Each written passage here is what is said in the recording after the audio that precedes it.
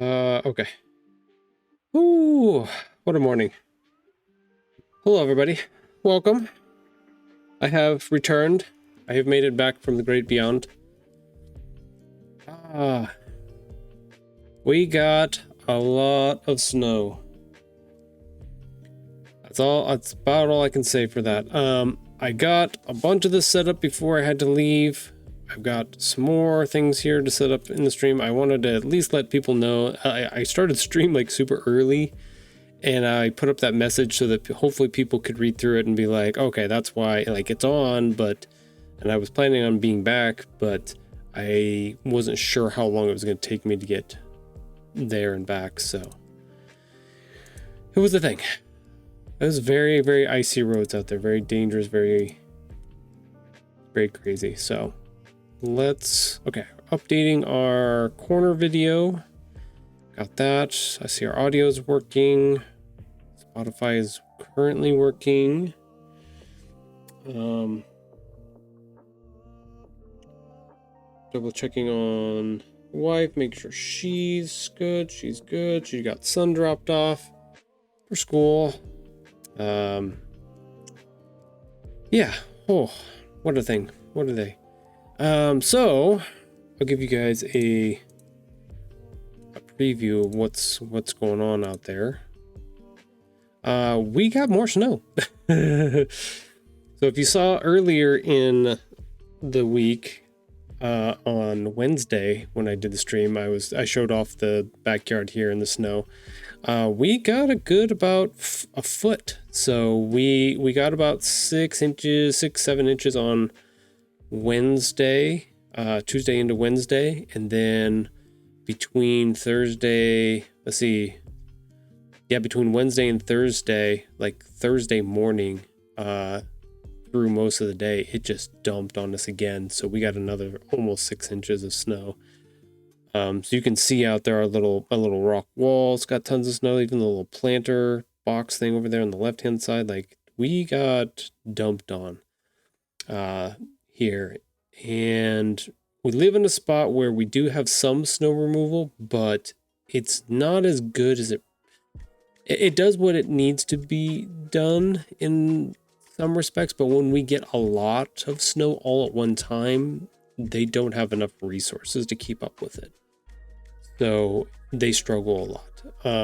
If you head up to the Sierras, up to Tahoe, up to Donner Summit and stuff like that, Truckee, any of those places up there, they have much better snow removal because they expect this all the time. So I think they got 3 or 4 feet over the past week. So up at the higher elevations, they got more like 8 feet or more.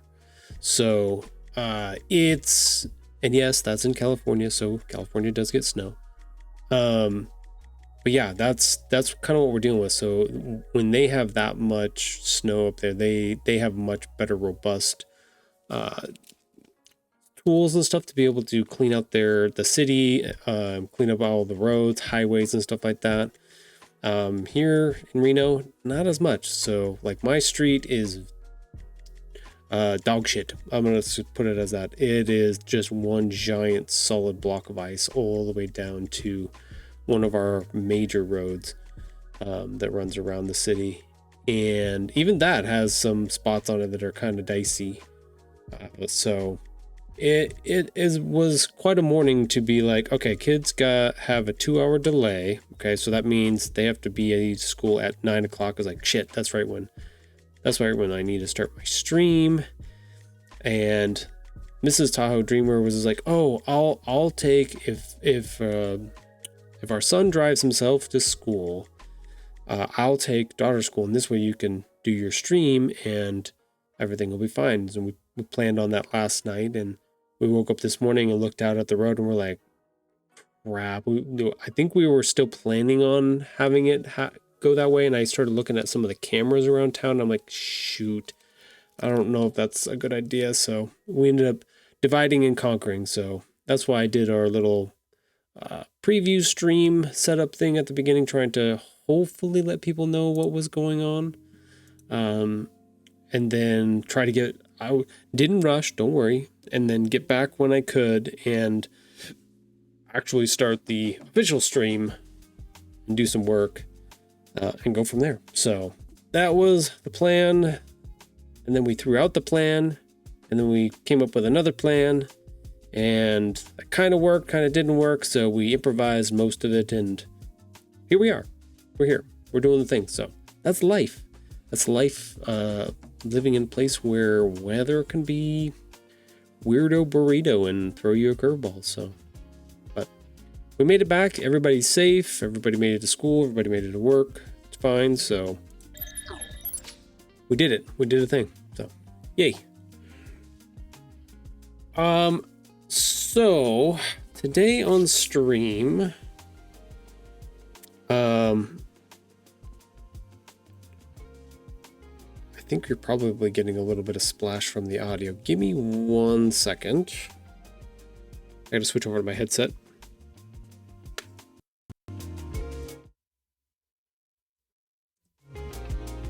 Okay. I was able to do the swap over here.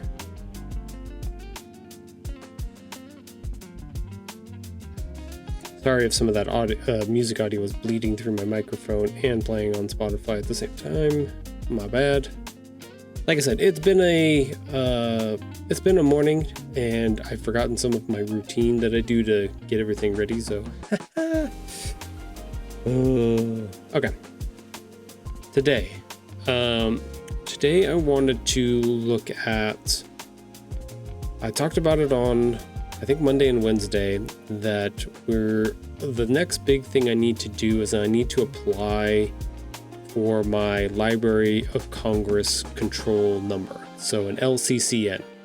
So if you've ever looked at the front of a book, and I can bring up an example of this for book number 2 here, show you.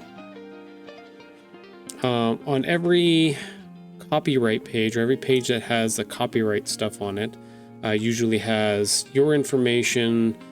I did all of this, all rights reserved, no parts of this book can be reproduced, distributed, transmitted, blah, blah, blah, all of that stuff. Information, tahoeanime.com, just information. And then down here it says Library of Congress control number. And then you put your control number here, and then you have your ISBN just below that.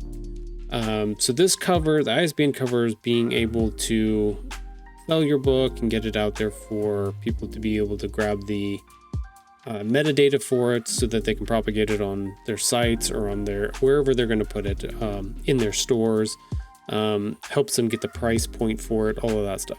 The Library of Congress control number, that's for libraries.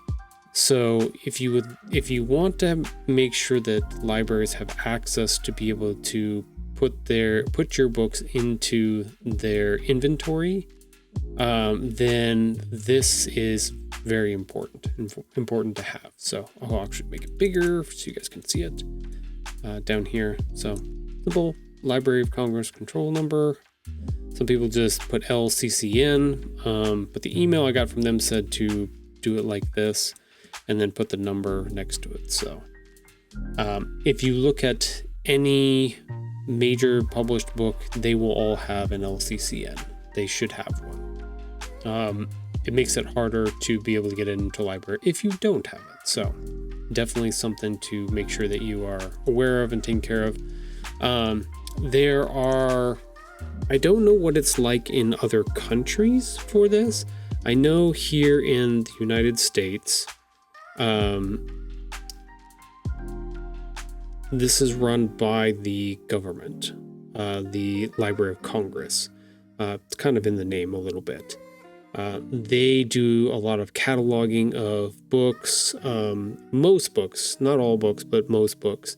They also have their own actual library, physical library. It tends to have a lot more like older books, or books from authors that end up doing really, really well, or like Dr. Seuss would be one of the ones that would be in there, or I would even say like Piggy and Elephant are probably in the actual Library of Congress now, because they've become so well known across that. So stuff like Calvin and Hobbes would be in the Library of Congress, those books. So I would assume.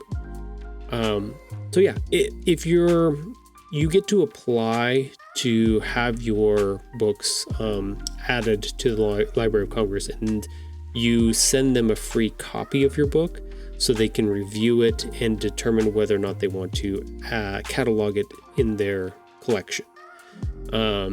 For people like me, it's since I'm a self-published author doing this all solo, low sales kind of thing, it's highly unlikely for me to get added to their private collection in the big library, but never a impossibility. Wasted my buttons, I'm out of here. I'm not saying that. But yeah, it's also something that they can, once your information is in the system, if you do end up like getting really big with your books or your series or whatever like that, they can go back and add it to their catalog and stuff like that. So just the possibilities are there. It's not hard to do. It's free. So it's definitely well worth it. It takes a little bit of time for them to go through and process your request, make sure everything is, all the T's and I's are crossed and dotted, and then send you an email back with your LCCN number. Like I said, not super hard, but just a little bit of time. So I think what I talked about was that we're going to go through today, and I will show you the process as best I can. I know there's probably a couple things that I won't be able to show you. It really depends. It's been a year now since I did the last one, so I have to go through. We're going to go through and do this together, so that I can hopefully remember what the heck I did, and put it together. So let's get rid of this one. I'll show you book number 3 right now. So book number 3 just has zeros in it because I don't have the number. So, but we do have the ISBN, but I don't have the Library of Congress control number yet. So it's just blank at the moment. But this is the last big piece here, is to get this, and then this page is completed, and that basically finishes all of book 3. I've got the dedication written out. I haven't put it in yet because I wanted to keep it a secret from the person that it's for. But yeah, I do have it, so we're gonna get there. So let's get rid of this. Let's go ahead, get that out of here. That out of here.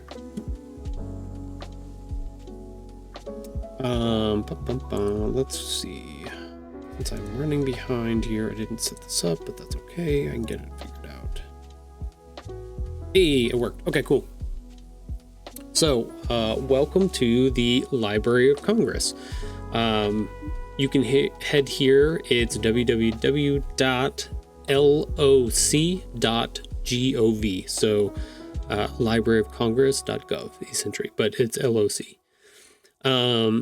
So I'll show you how to get to where we need to get to so that we can log in, and then I'll log in on my side, and then we'll go from there. So if you head to this website, this has all the stuff that they've got going on, information about events and stuff that they have, publications, news, exhibitions, all this stuff. Like, there's a ton of information that you can go through here.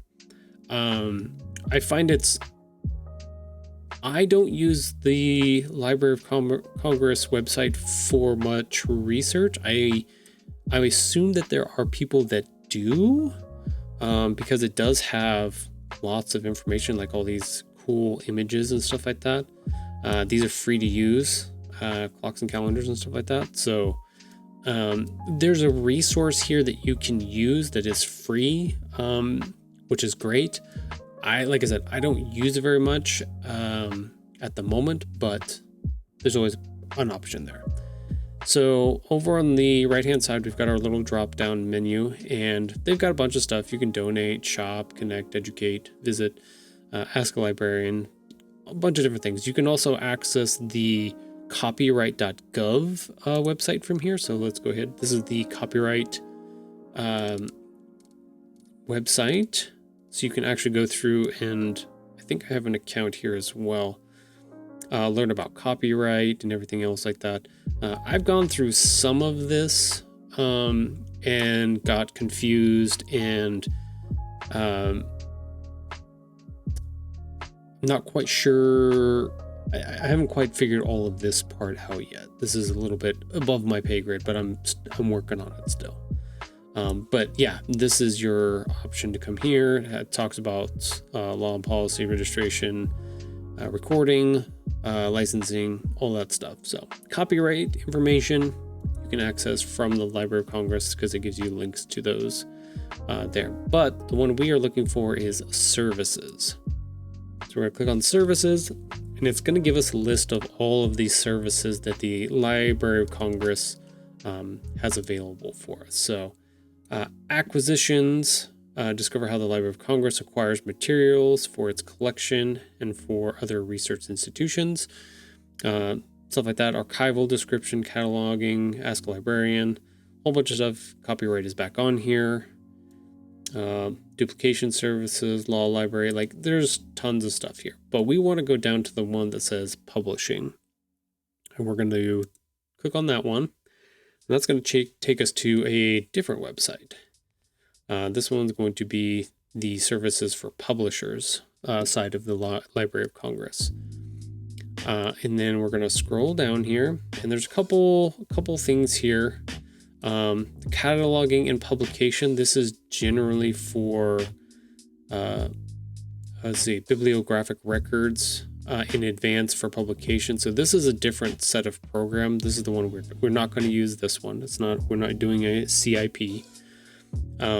We are doing a pre-assigned control number, so PCN.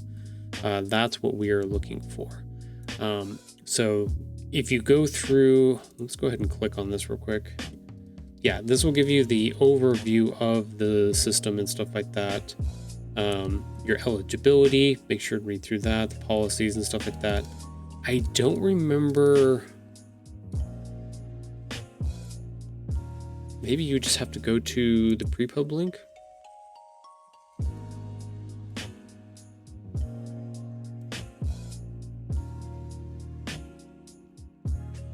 Okay, yeah.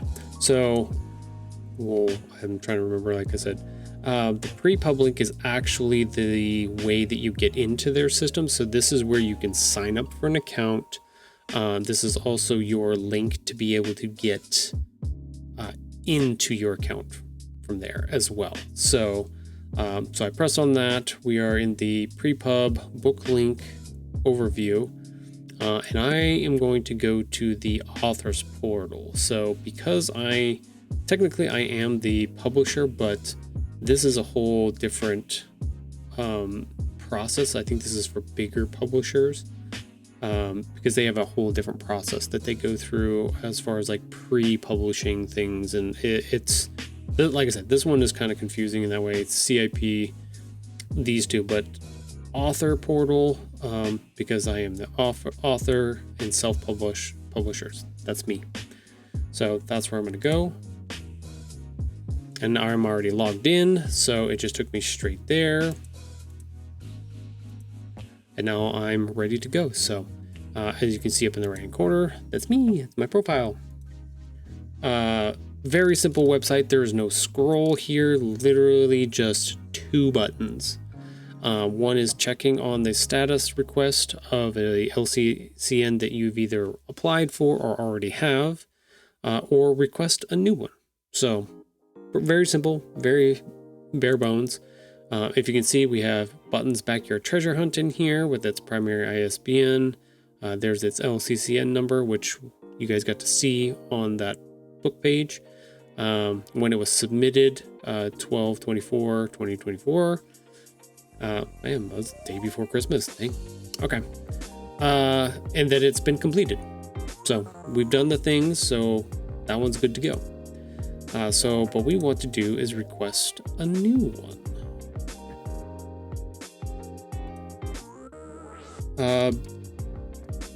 So now we get to go through and we get to answer the questionnaire here. We've got general information, contributor information, title page, series and volume, additional info and summary, and confirm and submit. So that's what our options are here. I'm actually going to open this in another, because I want to, that's right, we can't look at any of this stuff. The one thing I don't like about the way they have this website set up, it's almost too bare bones, because I would like to make sure that my LCCNs and stuff like that, all of the information that I'm going to put into this document is either exactly the same as I can get. And that's kind of why I'm recording this episode the way I'm doing it this time, because I want to be able to go back and look at all of this and make sure that I can see what I did, so that I can repeat this for the rest of the series as I go on. So because they don't really give you a record or a paper trail of the things that you put into these forms, so it's kind of funky. Will the forthcoming book be published in electronic format? No. Will the book appear at periodic intervals? No, because it's not a magazine. Will the book be intended for children or young readers? Yes. Okay, so that opened up some more options for us here. Select grade level. We're like the K through 1 age range. I think we put 1 to 6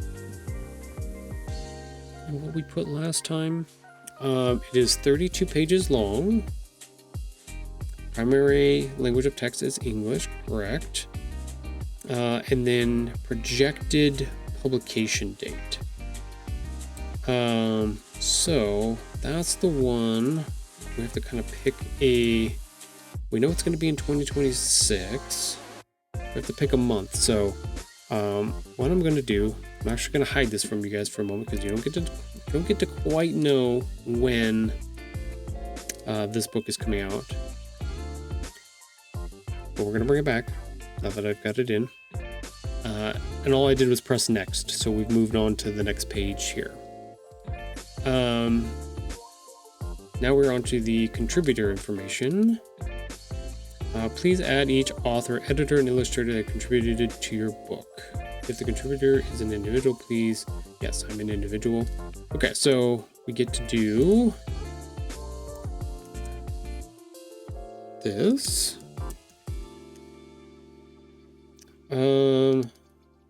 Contributor type. I wish they gave a...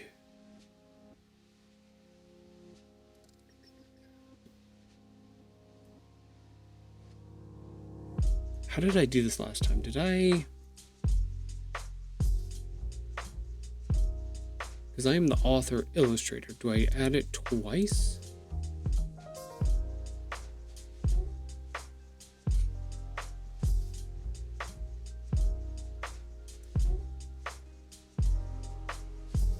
Yeah, see, this is the problem that I have. I would love to be able to go back and see what I put for the last one, but I don't remember. I don't know if I did.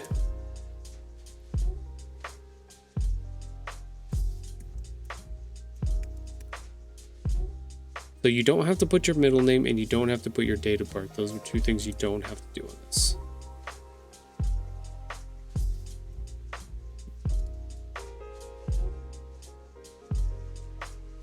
I think maybe I did it like that. I added 2 contributors, and they're both me. I'm the author and illustrator of the book. So we'll see if it likes it. If not, then that's the thing. If you would like to upload a title page for this request, please use the button below to attach a single PDF for the page.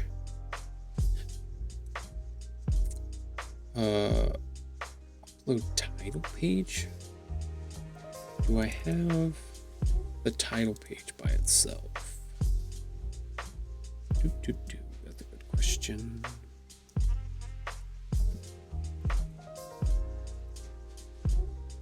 So they want it in a PDF form.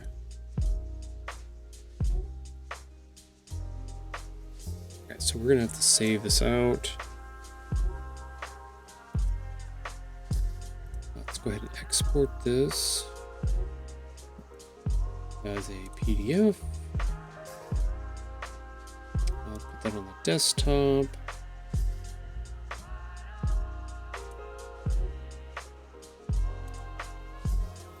Let's see if that's happy with that.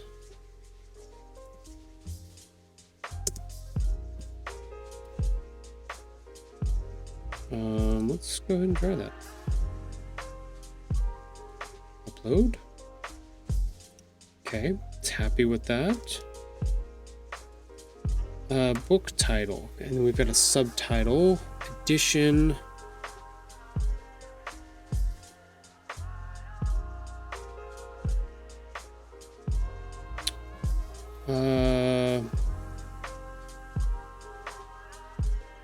Book title is Buttons and the Box.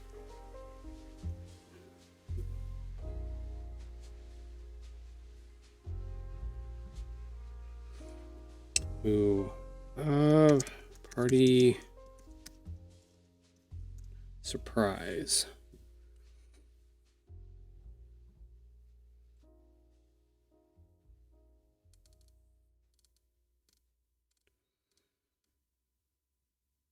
Great. So those are correct.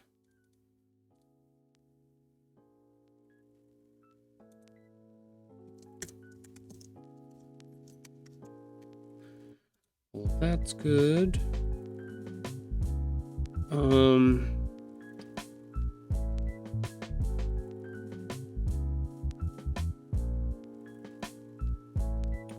I have to remember how I did this.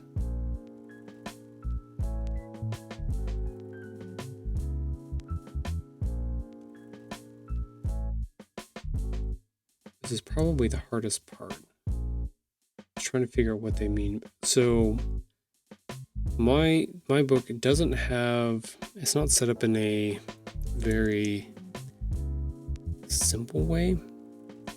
I don't know how to, I'm explaining it badly. The name of this series is Stitched Tales, Half-True Stories Woven Together. So the question is whether, because that's the series title, but that's not the book title. But it's not a subtitle.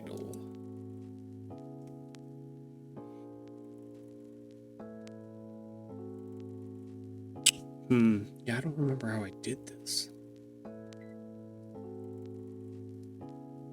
In order to qualify the LCS program, the forthcoming title must include on the title page or cover page either right. Which I think, I'll have to look at it again real quick. Yes, it does have that.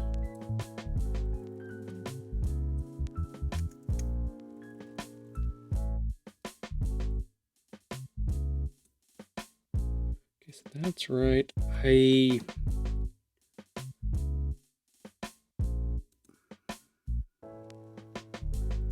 It's not the subtitle though.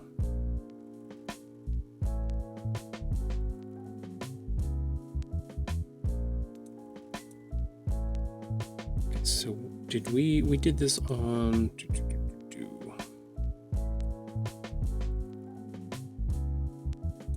I'm gonna double check a couple things real quick.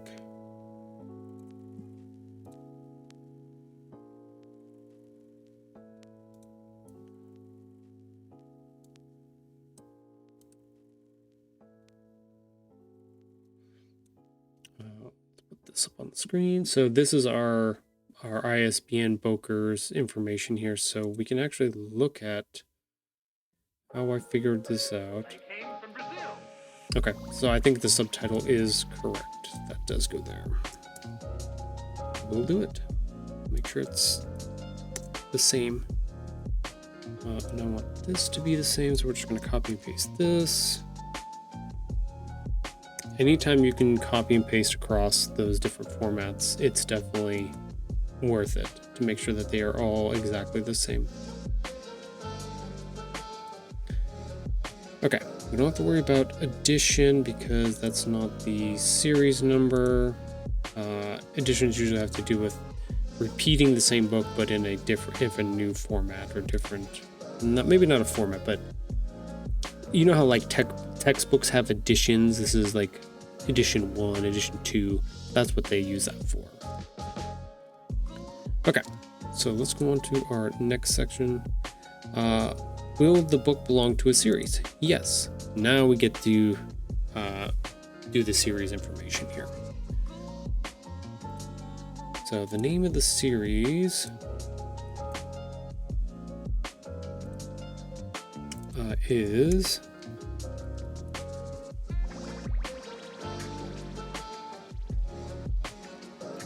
this would be book 3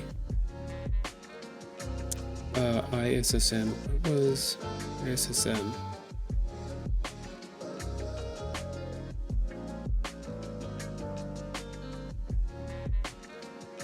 Something series number?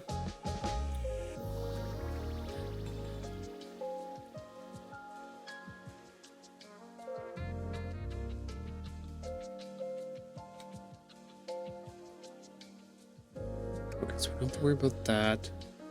Okay, there's ISBN, so I don't have... May have to look that up here, but we've got about... Since I started the stream early, we're a little off on our timing today. So we've got about 25 seconds until our first break here, our first 3-minute break. So we'll pause right here at the moment. We'll check on our little outside stuff. I wonder if our... Oh, there's our... My assistant is yelling at me. Actually, I need to set it up because our assistant is Sora now, which I haven't done yet. But we're going to take a break. We'll pause. We'll come back after that, and we'll keep going.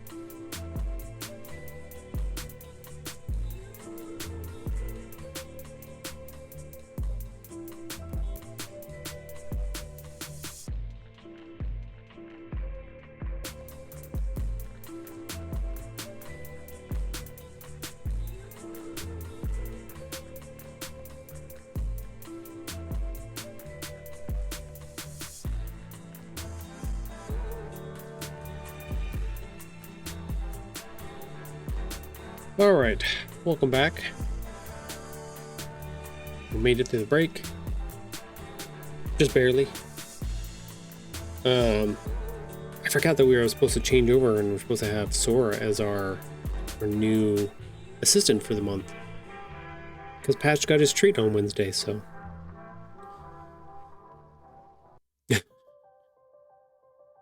It's very unladylike, Sora, on the stream, especially. So, let's go ahead. Let's go ahead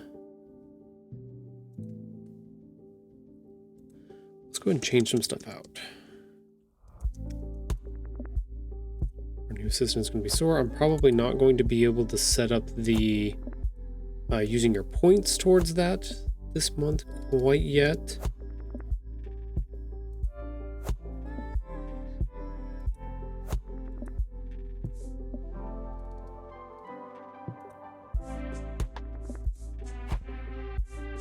Okay, that's almost perfect photo right there. Hey, look at that. Okay, so we've got that updated now because I forgot about that I needed to do. And I'll have to set up our giving our points to her for next week, because I don't think I can have Illustrator, Safari, and Chrome open at the same time. I think it would be very mad at me. It's already a little bit laggy, but not too bad. So I did go through and I had a chance there and did a search for ISSN, and this is the International Standard Serial Number. So this is usually for periodicals, for magazines and newspapers and those type of things. So we don't have one of these. We don't have to worry about this.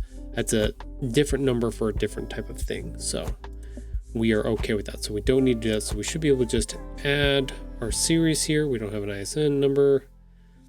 We have our series title and which book it is. So that's book 3. Will the book consist of more than one physical volume? Please enter each print ISBN associated with your submission.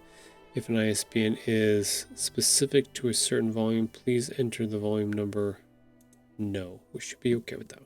We don't have any other volumes that are going out. We do need to grab our ISBN, which is going to be right here.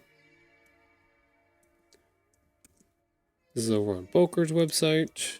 We just paste that. It is going to be a hardcover book. Go ahead and add that ISBN, so we're good there. Will this book also be published in electronic format? So no, so I'm not doing that at the moment. We should be good here. Anything else? Next section. Book summary, additional information. Please provide a English language summary of the forthcoming book. Do not use space to indicate a rush request. Right. Use the space for communicating any information you think may be... Okay, so we don't need this stuff. What we need to grab... This is all here. This is what I want.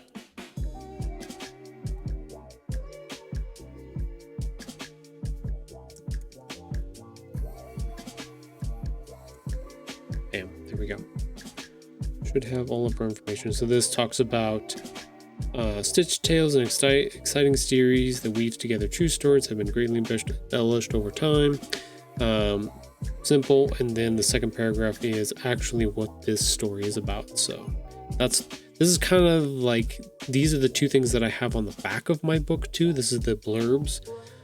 So I've used them here both times that I've done the LCCN stuffs, and I haven't had an issue with it yet, so I think that's fine.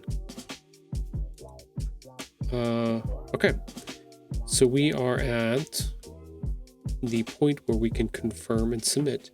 Any errors may delay the processing of your request.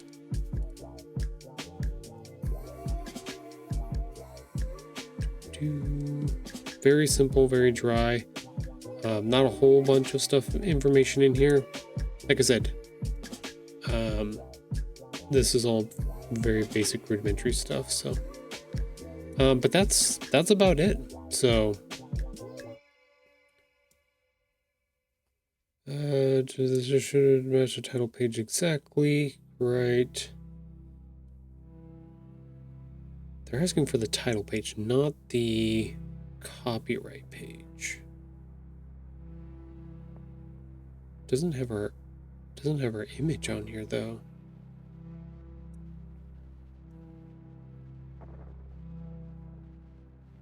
Oops. Well, I think we're good. Anyways, yeah, that's the process there on going through their website. Like I said, so far I've been successful in being able to get 2 LCCNs, going through this process and doing exactly what you've seen here and guessing a little bit at some of the stuff and where it needs to go. If there's anybody out there that has been through this process way more or is way more involved in like traditionally published books and going through with the LCCN, and you have more information or better information for me, please come let me know. I'd love to learn some more about how this works, as resources are very limited, it seems, on this topic. So but yeah, that's it. And then you submit it, and then you wait until you get an email confirmation that they were happy and everything's good, and then they send you your number, and then they give you, it actually says on the email, it says please print the information exactly as it is in this email.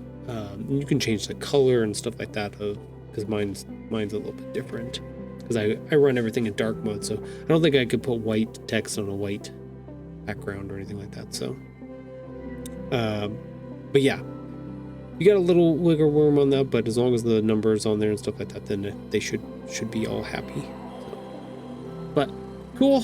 Let's get this off of the screen at the moment.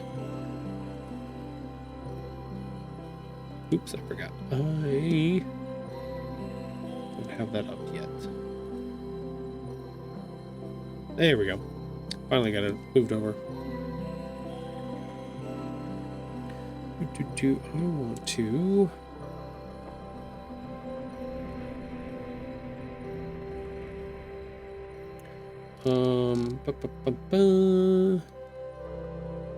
Was there anything that I wanted to do in this before I submitted it? I think I hit everything that I wanted to.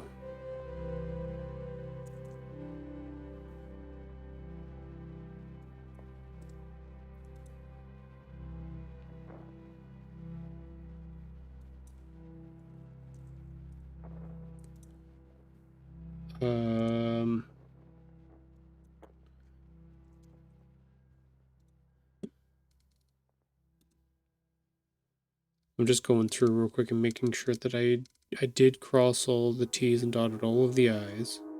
I didn't miss anything.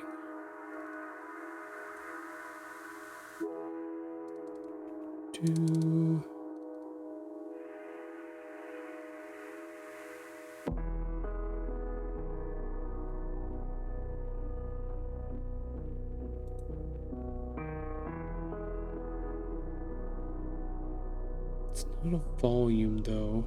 The ISBN volume title, we don't have it. We don't have that.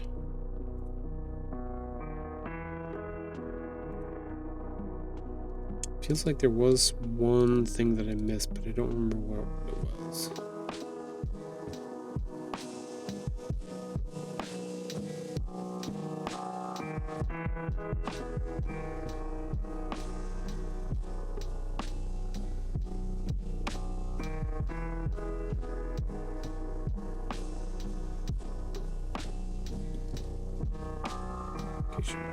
Okay, so that's fine. Our stuff.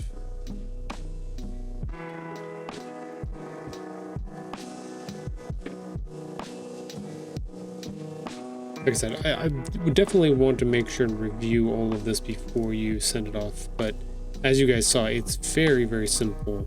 So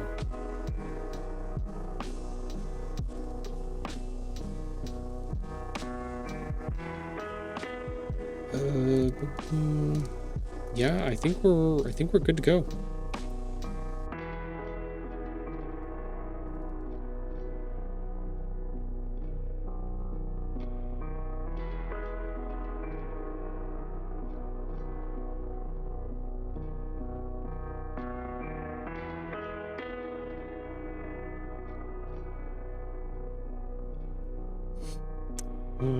Didn't have an IS. Let's just look at that real quick. Nope, that's fine.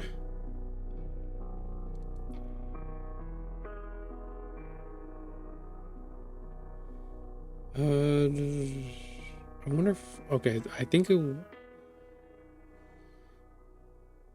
they gave me the example. If the series volume field, in the series volume field, please include the volume type, i.e. book 2 or volume 3. I think I did that correctly. I don't think I put the number symbol, and then 3.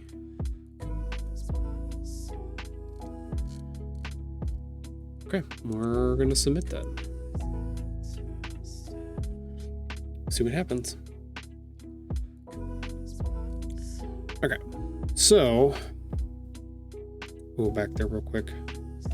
So it kicks us back to here when we get done with our submission, and then it actually puts the information here. So now we can see the ISBN. Looks like they've already given us a LCCN number, so they pre-approved it, but they haven't sent out that email saying that everything's ready to go. So unless I just got one, seriously doubt it.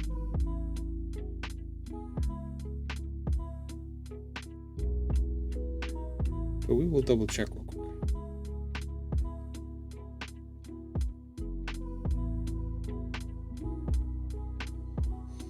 Your question library comments coming above.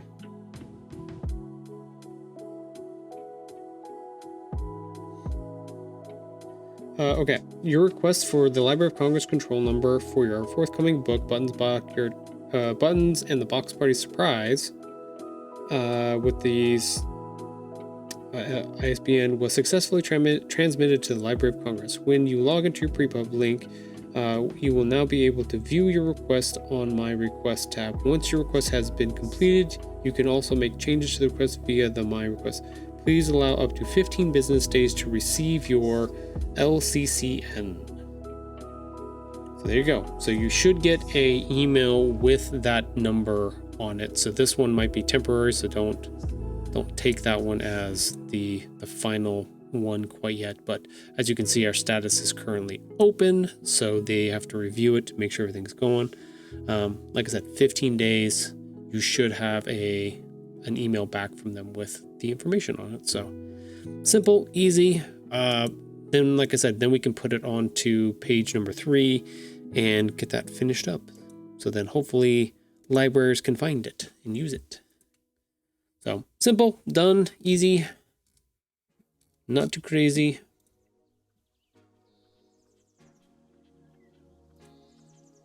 Now we can move on to other things for the day here. So,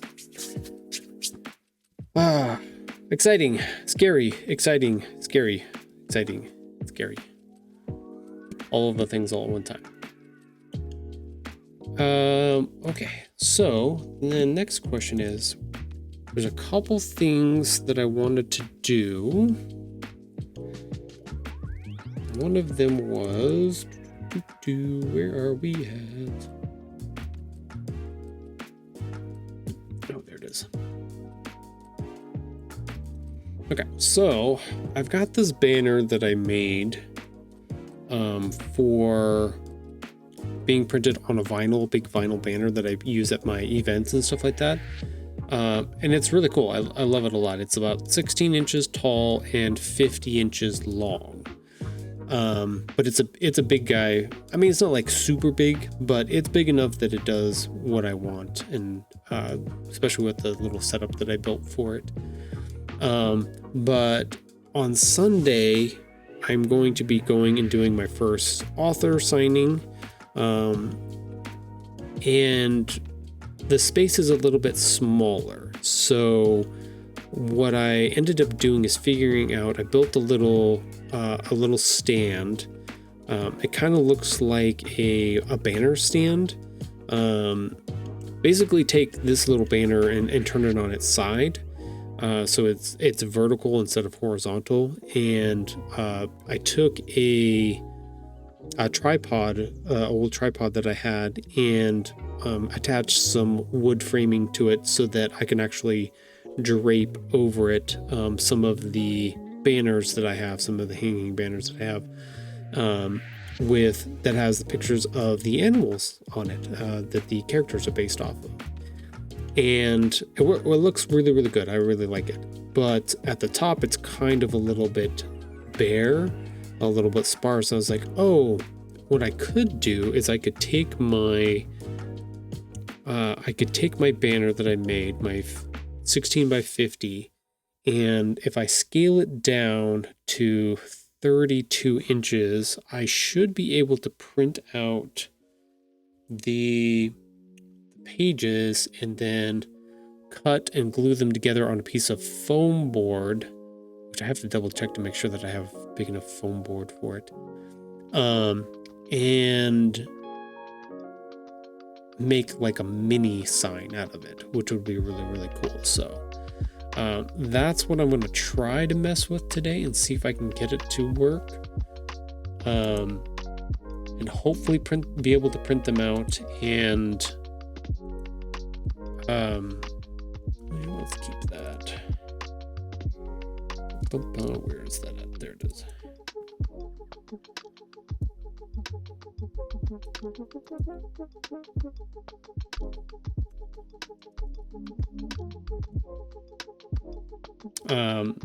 So yeah, that's kind of what I'm going to mess with for the rest of the day here, is trying to get some of this messaging, marketing, banner style stuff kind of played with a little bit today. So but what I do need to double check before I get too far into the digital part of this and printing things out, I need to run out to the garage and grab my foam board and see if I have what size. I think it's only 24 inch foam board. I need to check on that, and then I come back and then we'll keep going. So hang tight for a second. I'm going to run out and do that, and I will be right back.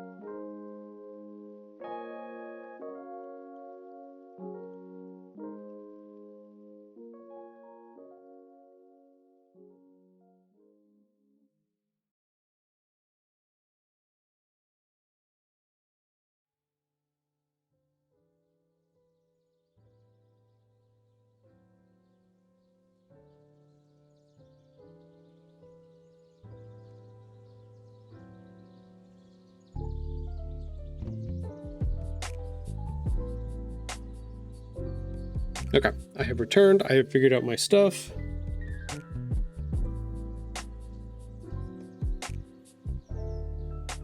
Found my foam board. So now I have the size that I need. So let's double check. Let's go ahead and copy this. Yes, I know that. Paste it. We don't want it there. Yep, I know. We're going to check the scaling on this and whether that's going to work or not. Okay, so it's currently set to 50 inches at 16. So and it's locked so that it should go correctly. let's go down to 29. Okay. That should work fine. So 29 inches long, which is what my poster board is. I would love it to have been 32, but that's fine. 29 inches by 9.28, so about 9 1/4, like a hair over a 9 1/4 is what it would be, which should fit fine on an 8.5 by 11. Okay, cool. So that should work. It should scale properly. So if we do print, for anybody who has ever done wanted to make a banner or make one to print out your own like pages in order to glue them together to make your own banner and stuff like that on foam board, like I'm trying to do, there is an option in Illustrator that should allow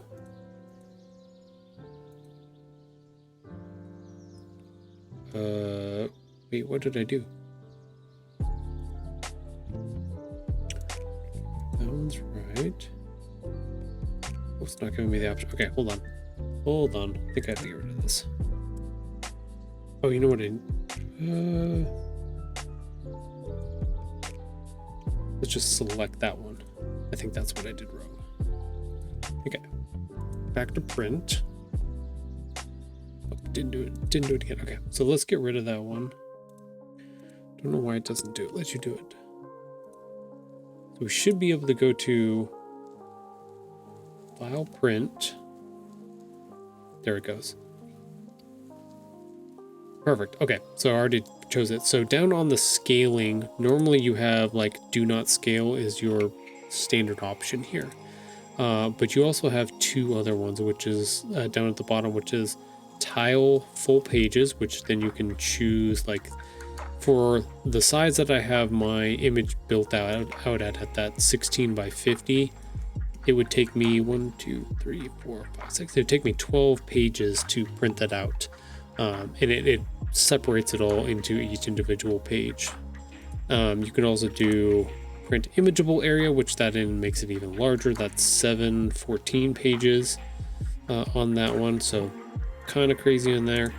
But what we want is this to be much smaller. So we can also scale it here, and it will actually continue to fit these down the correct size. So that's 50. I think if I went down to 29, it's not right. It's got to be 29%.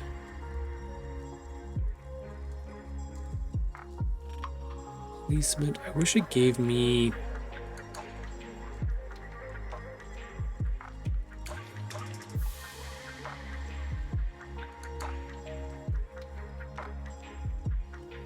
Might have to do it manually.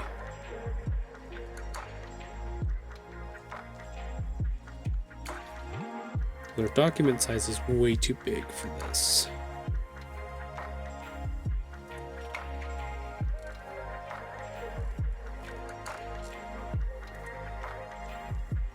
Placement is good.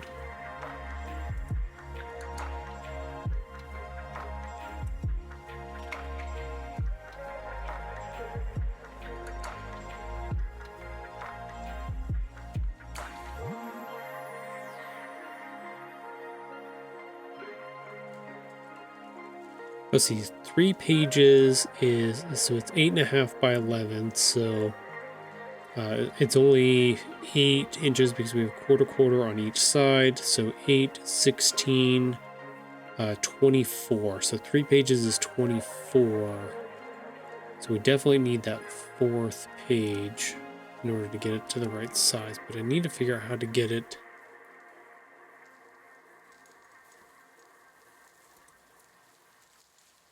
I think I have an idea, but I have to make some adjustments here. Okay, so let's get rid of that. Let's go ahead and duplicate this.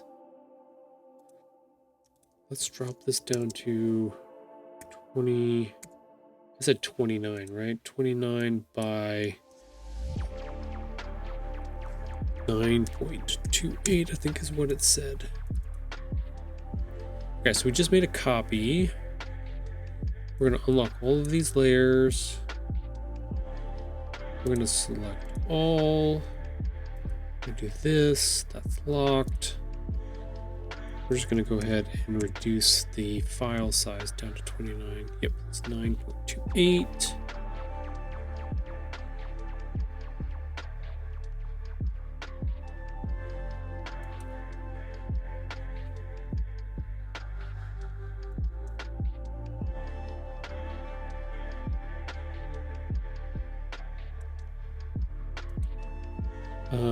Hopefully I did this right.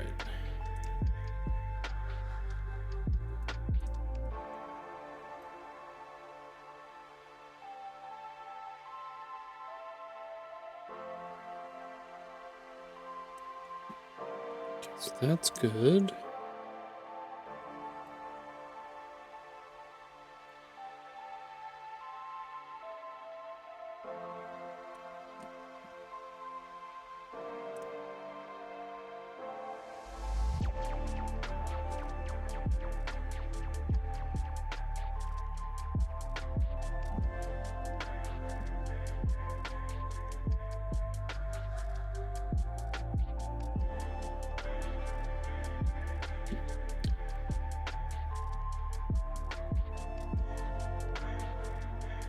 Probably an easier way to do this, but I don't know what it is.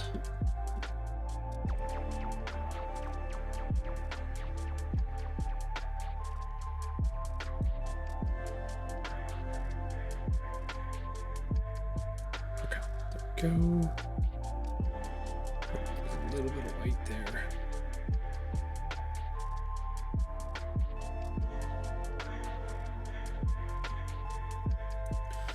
I think that might be close enough.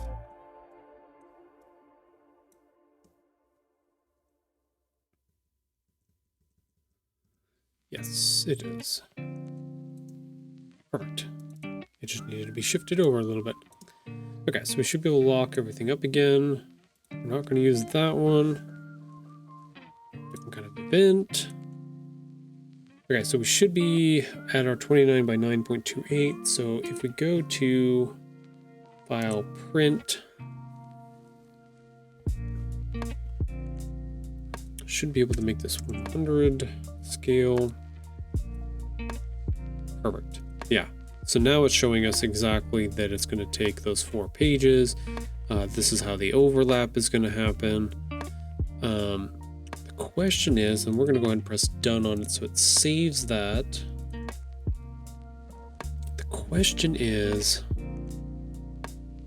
it has to print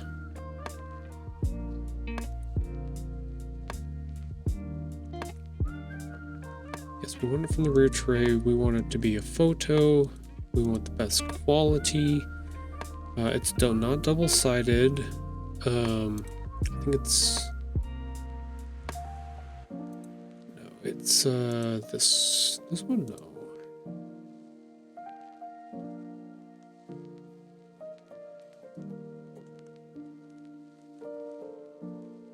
Watermark papers, paper handling, no.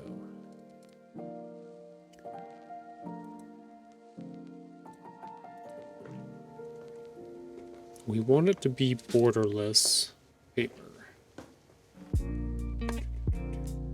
US legal. Okay, here we go. US legal borderless print.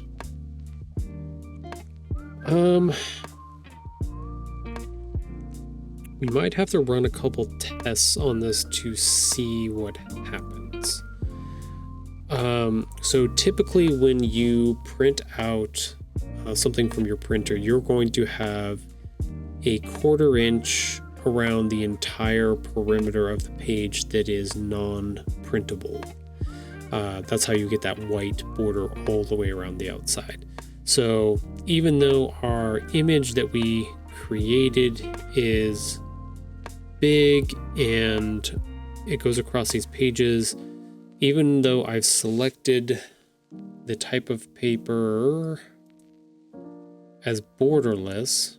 Let's see, where is US letter borderless? Even though I've selected this, when I print it out, there's a possibility that it's still going to leave that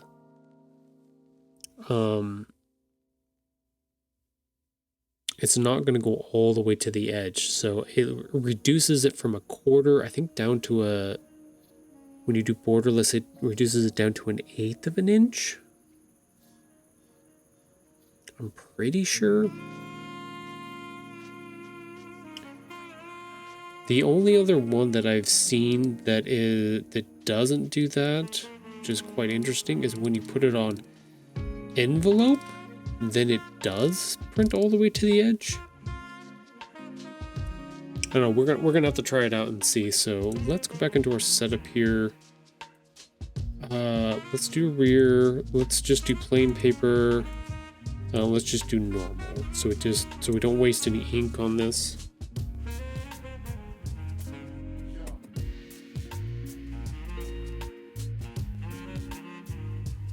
I got a bunch of scrap paper here, so we're gonna load up some of that.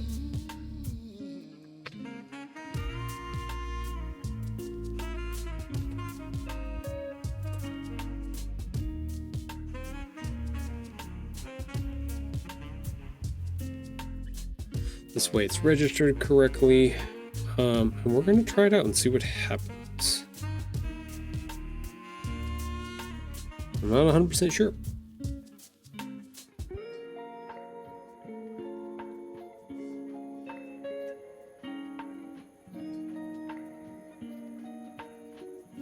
We may have to cancel the print depending on if it doesn't come out correctly.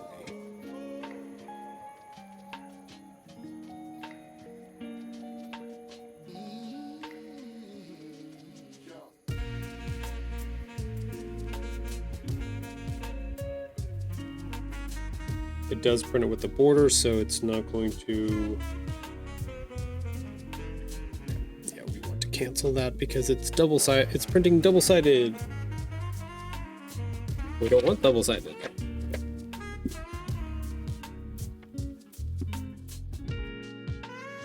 Okay, so now we know that's incorrect.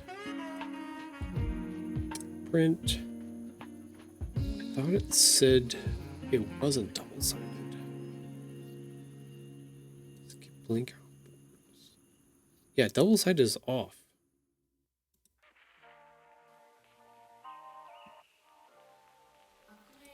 Okay, so it means we need to find, there's another setting somewhere in here that has use document bleed settings.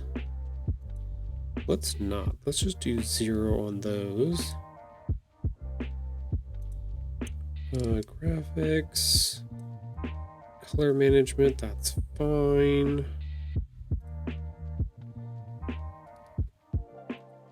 Memory.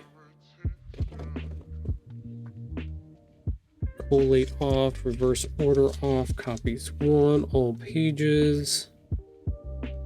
With the auto rotate off, paper rotation off, reverse off, portrait, board, page off.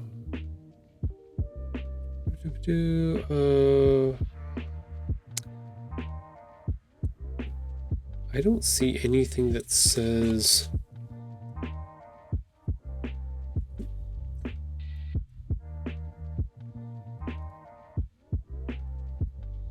tile range.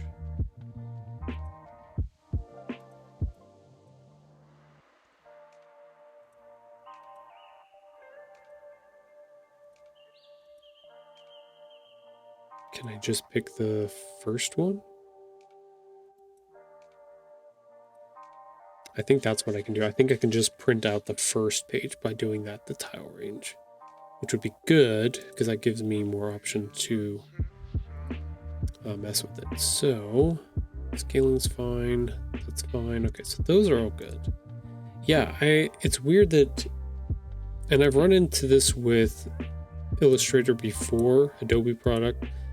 It always does double-sided when I try to do this, and I don't know where to turn that off.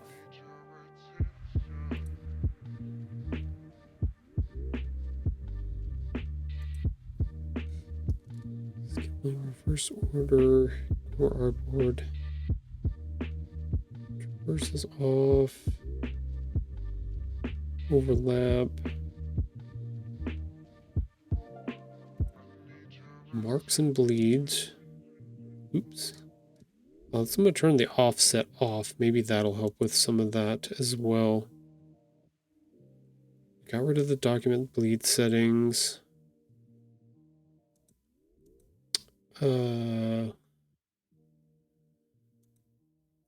Wouldn't be in the output, wouldn't be in the graphics, wouldn't be in the color management, wouldn't be in the advanced.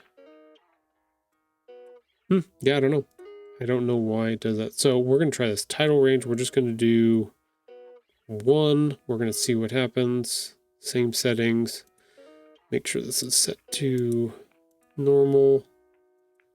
Rear tray. The plain paper. Normal quality for the moment. Print. Try and see what happens on this one. You guys get to watch the trial and error today. It happens.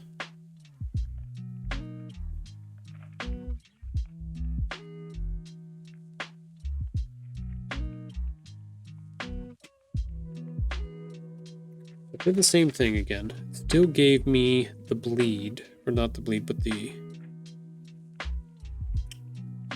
cut off part of the image here.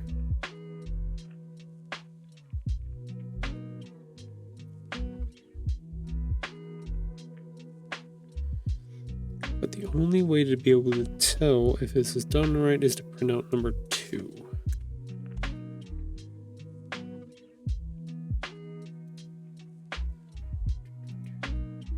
Yep, rear tray, plain paper, normal.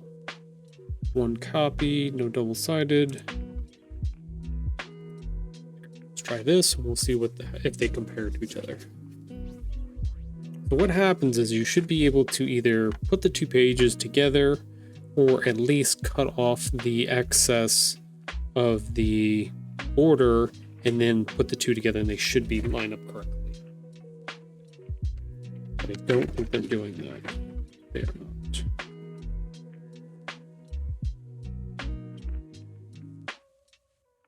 Nope, they're cutting out the middle stuff.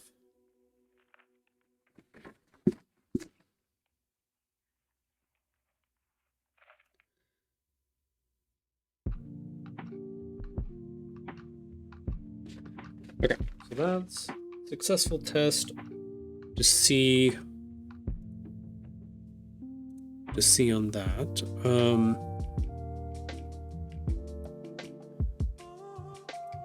That's fine.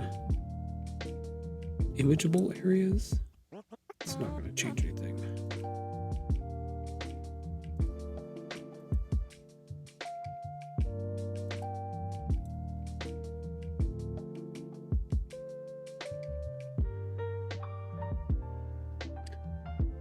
Problem is it won't.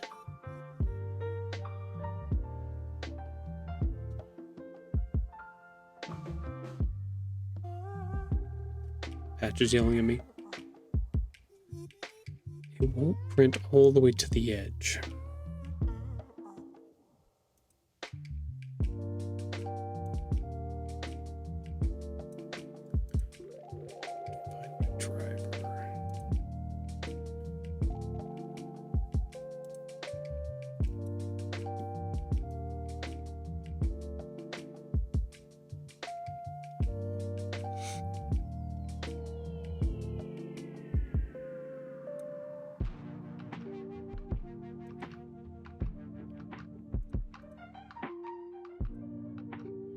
That's a very different size.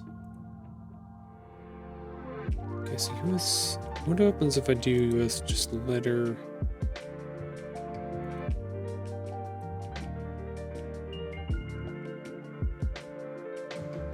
Okay, so I think that's fine.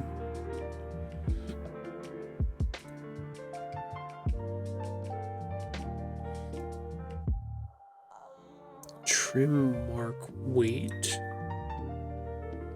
So I've got all of these set to 0. 0 offset. 0 on all of these bleeds.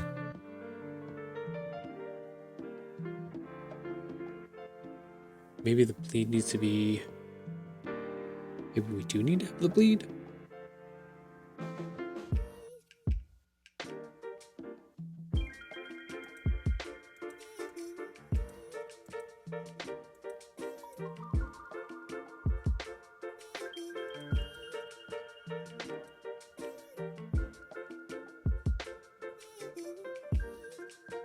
Oh, I see what it's doing. Yeah, no, we don't want.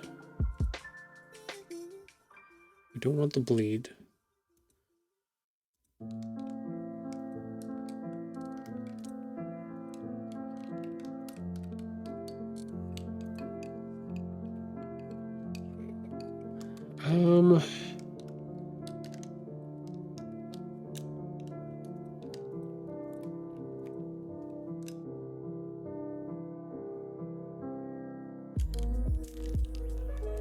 Can I go below? Okay. So if I add overlap of 0.5, I think I lose more. I think that makes it worse.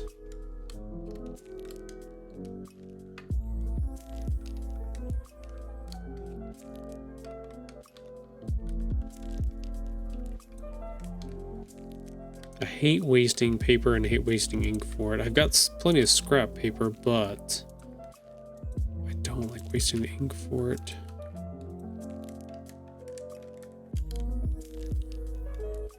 One per sheet, border, none. That.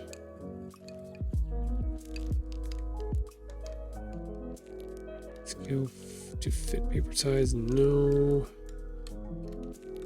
Don't have watermark, we don't care about the picture info.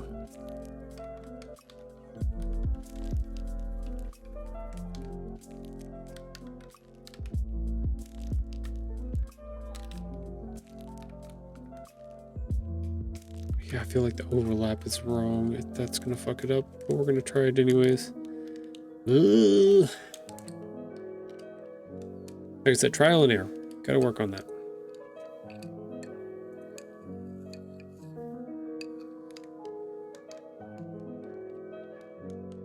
Yeah, I don't think that did what I wanted it to do.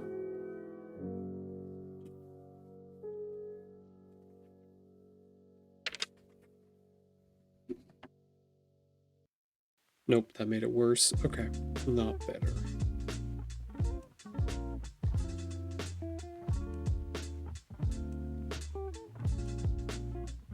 A lot of times what I'll do is I'll do this manually. I'll just move the image around until I print it out the way I want it to, but that's gonna suck a little bit. But it can be done. Okay, so definitely the overlap is not what we want.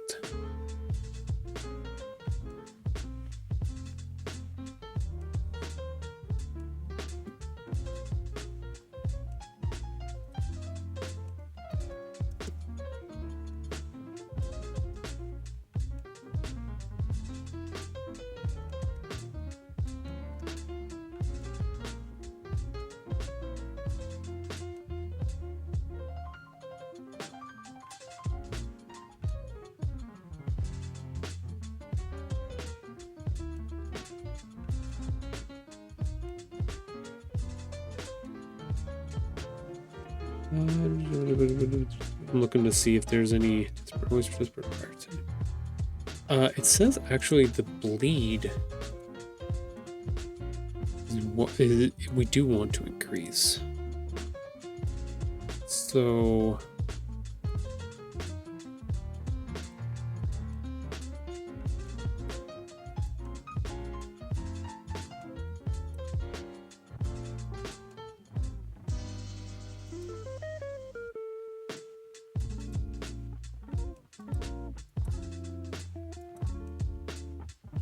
I think that's a half inch. That's a quarter inch, so that would be 0.25.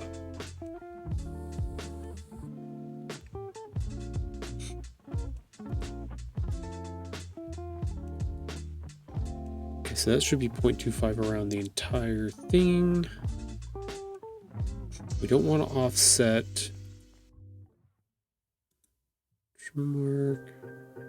Don't want any of that. Well, let's try this and see what happens. Rear, plain paper, normal quality, print.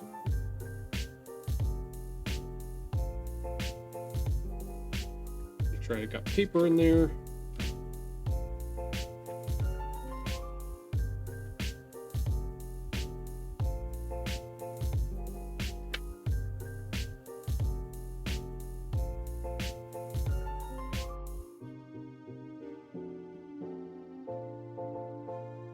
If I can get this figured out, then this will make it a lot easier for future prints that I want to do like this.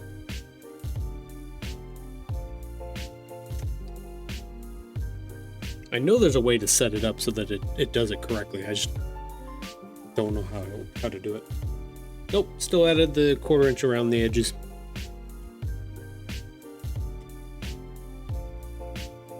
Okay, so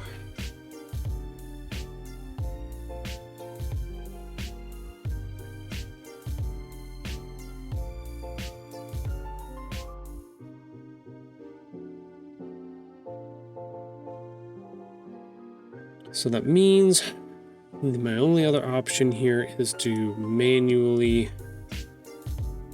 do this. Let's see. Adobe has a thing.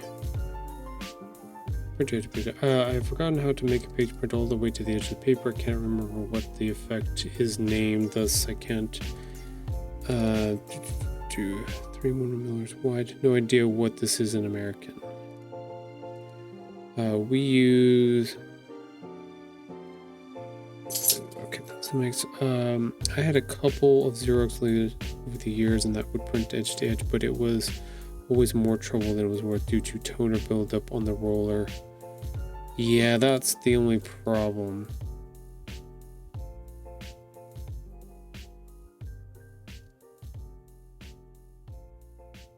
The reason why most digital printers either don't provide full edges printing as they have it by default enabled is the problem of bleed. Yeah, I think that's the problem I'm gonna run into. So yeah, I think we got to do this in the manual way. So what does that mean? So instead of doing this tile, we're not going to do that. We're actually going to do a scale. We can leave it on borderless. That's fine. Nobody worries about that.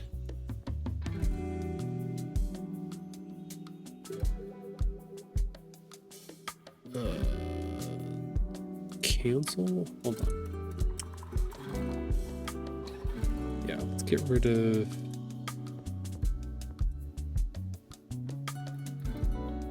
Okay, cool. So now we just want to move the X and the Y. What we're gonna do, we'll set this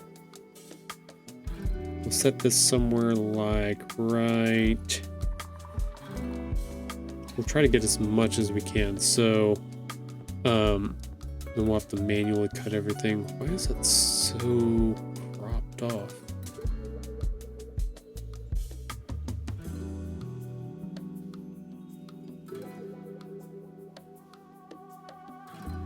Wait, what has happened here?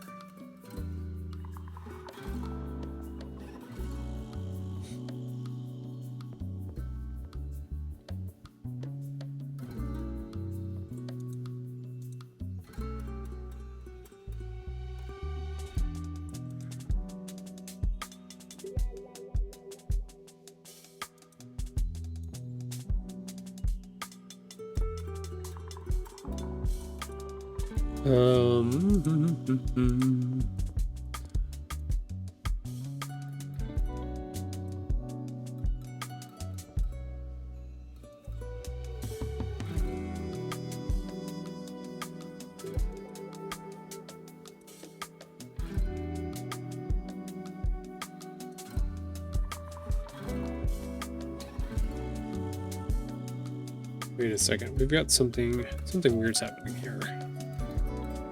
Because that's printing the whole thing like it's supposed to.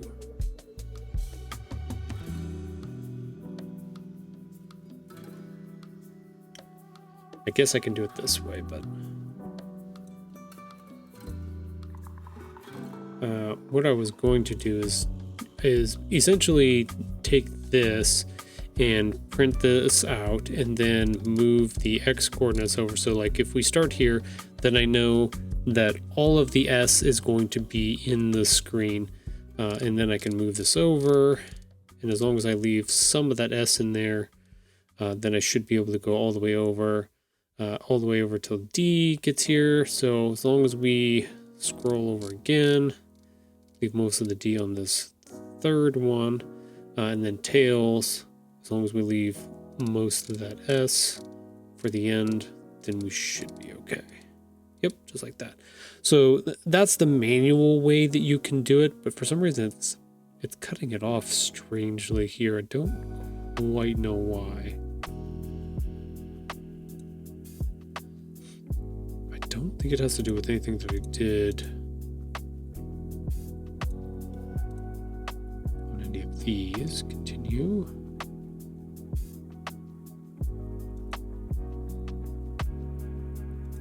That's fine. Okay. Do not scale. Don't want to fit to page.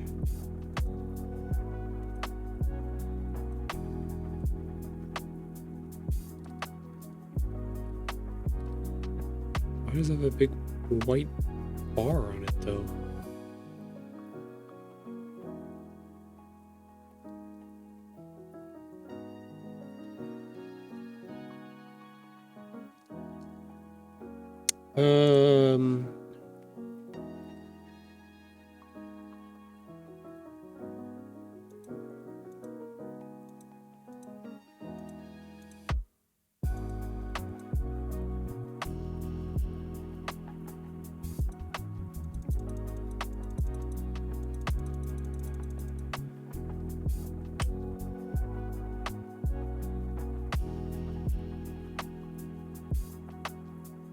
That's very odd. Why is it doing that?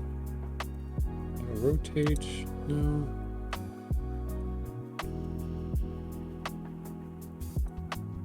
Huh. Odd.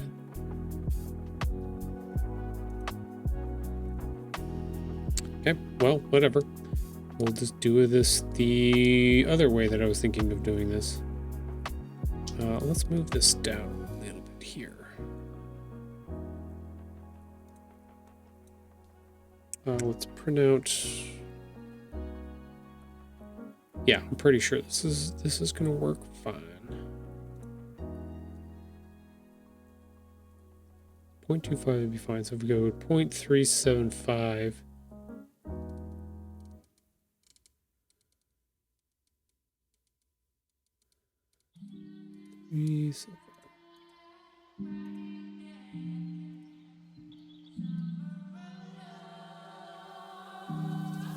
Okay, I keep messing stuff up and I don't know how.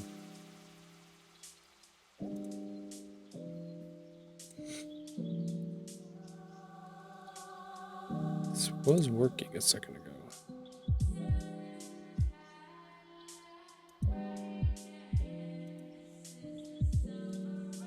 There we go. 5. Let's move that down a little bit.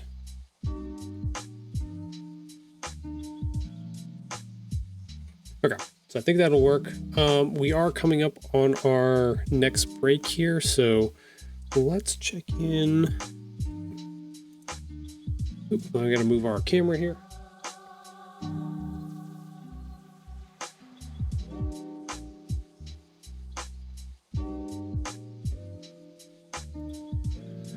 Let's move over to our assistant cam for the moment. We've got about 1 minute and 45 seconds. Gives me a chance to go find my photo paper and get it ready to do what I want to do, because I'm pretty sure pretty sure it'll be fine. Let's do a sample. Screw it. It does not hurt us to do one more sample before the break here. Normal, print, print.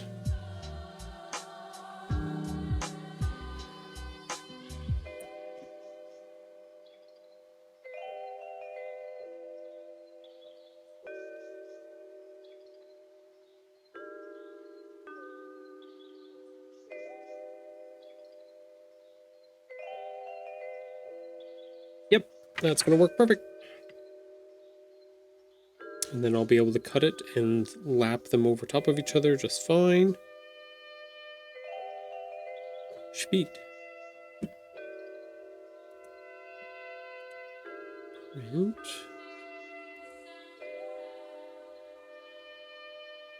And so basically I don't need...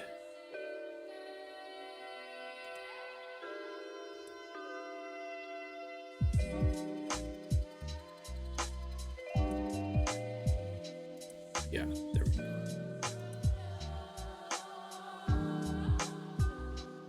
Cool.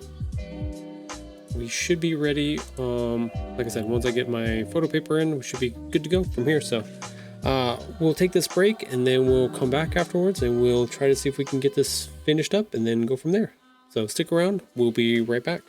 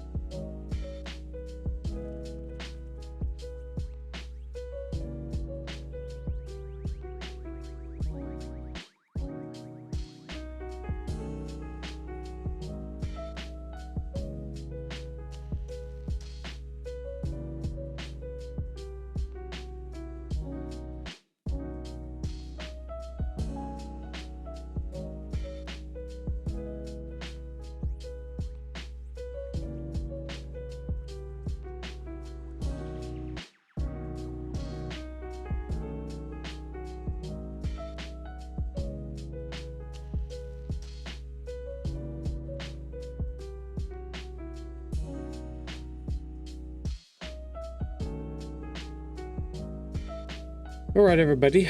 Our assistant is ready to go outside, so I'm gonna go let her out real quick. I love that right when we're getting ready to come back from our break and she's like, I'd like to go outside. It's like, oh, okay, we're doing this. I know, I heard you. Thank you for letting me know. So I'm gonna go let her out, and you guys get to watch her go out, and maybe she'll play in the snow. We'll see.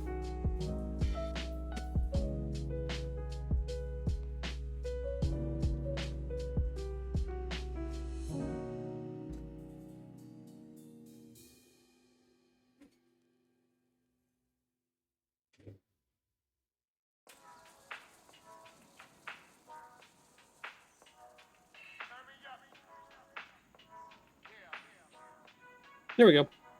She's off on a whirlwind adventure. You can see when we started the stream earlier, there wasn't as much of her, you know, trails and stuff like that going up and over on the walking path up against the fence there. She's definitely cut herself a little pathway so she can climb all the way up to the top of the wall over there. So she likes to make the rounds, check all the areas. There she is. So she'll either like sit right there on the deck and just watch out over the entire area and just observe, or she'll go over, like I said, over into the snow up to that first, or maybe that second tier of where the snow is up against the fence, and she'll just sit there and just watch out across the entire valley. She really, really likes that. And if she doesn't, she'll come back and she'll lay closer to by the door, and she'll just hang out and watch from there. Like it's protected because it's covered, but it's great because she's still, like, if the birds fly by and stuff like that, she can run out there and see what they're up to. If the bunnies come in the yard, she chases them around. The quail, she doesn't do anything about. They come in the yard and she doesn't. So those don't bother her at all. She's not worried about them. But she's just an observing. She'll come right up to the camera. Of course she does. Anyway, that's what's going on here. Let's set this up. We're gonna go for the gusto here. We're gonna go ahead and set this as photo paper best. I think we're ready to go on this.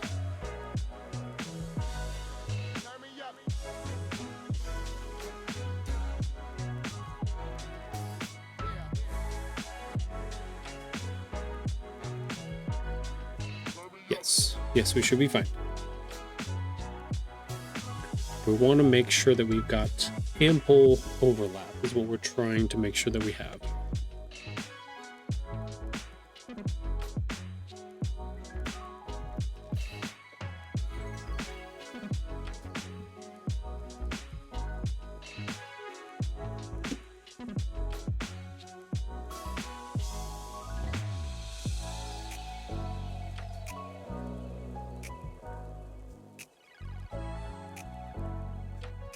Plenty of ink, so it should be good, but it should take a few minutes to get that one printed out correctly. So what we need to do is on our second sheet here, which would be range number 2, we need to move over and make sure that probably that whole T is in.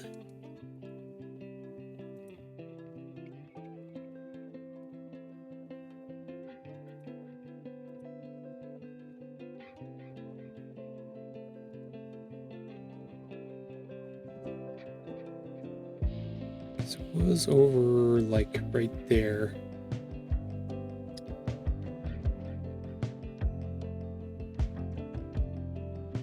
Okay, that printed to the edge.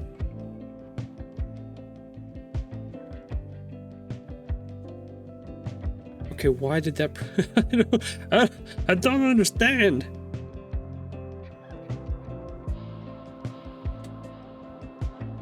That printed to the edge correctly.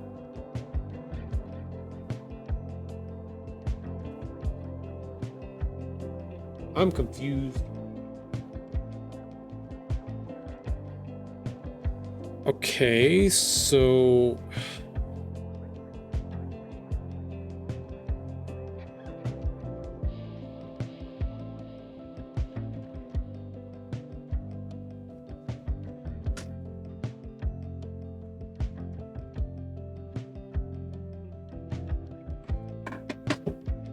Okay, now I'm really thrown off here. So I don't have to move anything?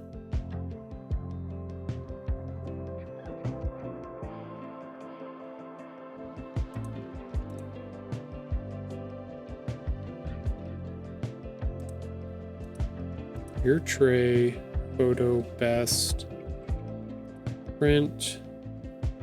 Didn't move anything else. Everything went back to the way it was. Let's just cancel real quick, just in case. I didn't want to save. That's the one we just printed. We want number 2.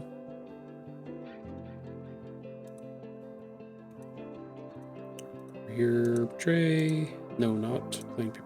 Photo paper. Best. Print. Okay, if this prints with borders on it, then we've got something wrong, but we're gonna go for it. We're gonna see what happens. No guarantees here.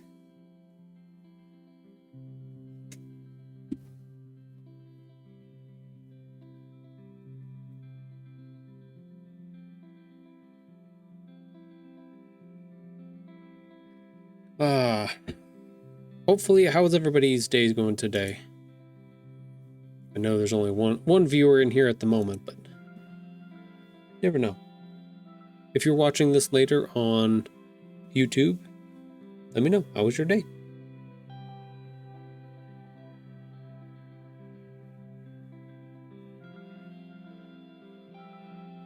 Oh, that one's printing edge to edge as well, so I don't know what it is, whether it's the type of paper that made the difference or not, but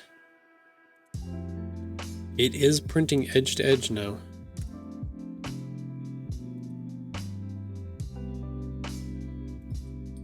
Which is really wild.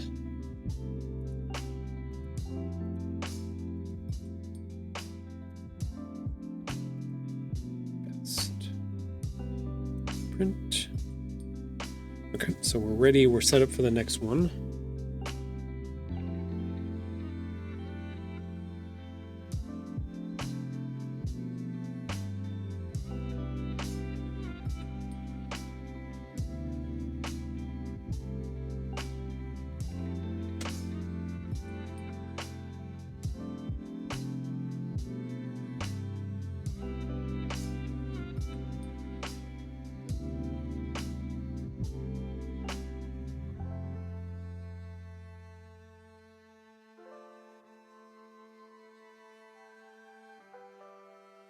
Okay, it did mess it up a little bit, so we are back on 2 again. So it did mess it up.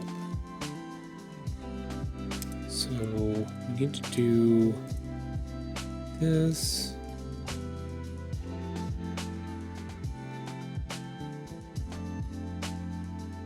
Let's go 1 inch.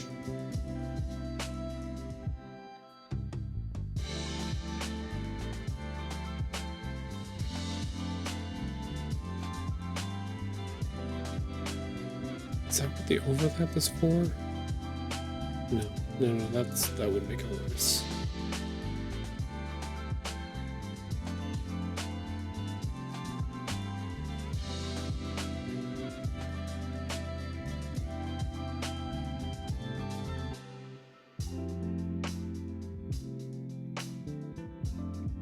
Yeah, I'd love to know if anybody knows exactly how to make this work. There's something in the settings that I don't know how to make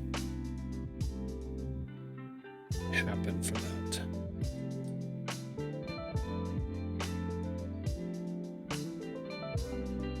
Let's do this.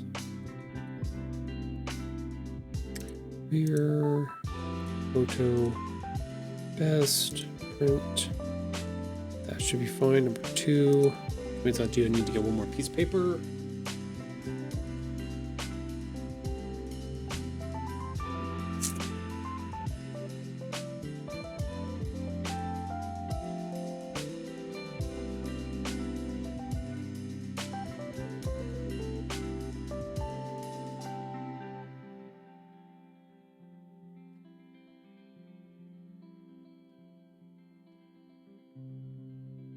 Hopefully this works out better this time. Like I said, we had to end up doing this partially manually. Okay, so we're going to do number 3, but I have to wait for number 2 to come out so that I can make sure that I get my overlap done correctly. Select this. Yeah. And I'm using like point of reference for certain things. So on the first page that I did, one of the clouds at the very top, it barely poked out into the print. So for the second one, I wanted to make sure that the entire cloud was on the print so that I can make sure that they cut where those overlaps are.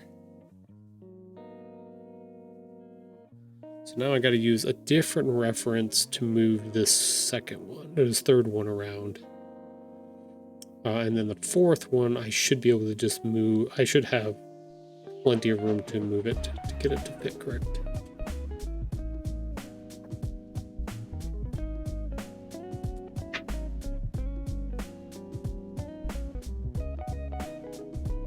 Yep, that's perfect. That'll work. So number 3, we got all of the D4 stitched in. So let's move this. That did not do what I wanted it to do. Select that. So let's at least have some of that. Yeah, let's do it like that. Number 3, setup, quality media, rear, photo, best. Okay, cool.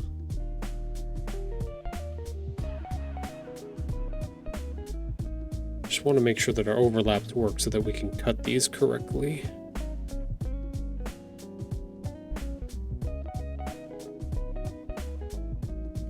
I set it up right. Feed auto, no. Feed is rear. It's going to be photo. Best. Do you want to print? Number 3. Already moved it over. Should be good to go.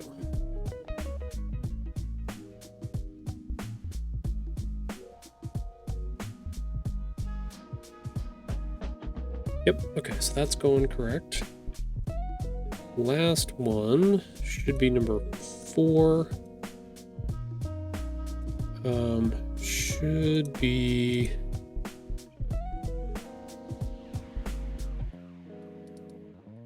able to move that over like that, and then print out the 4th one. Rear tray, photo paper, best, print.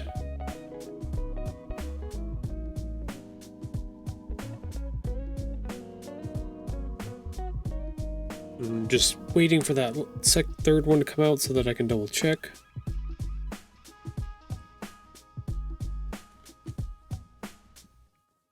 Make sure that's all going to work out quickly.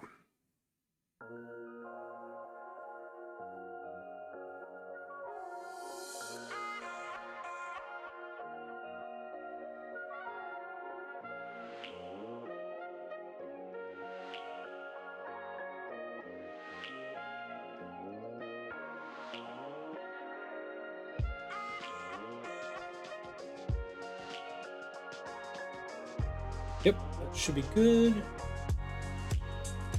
Okay, so we've got the, yeah, as long as we have a little bit of the S on there.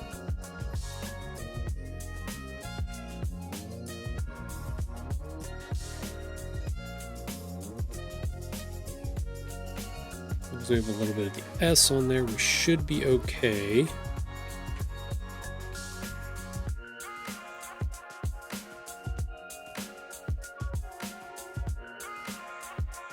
We can move it over.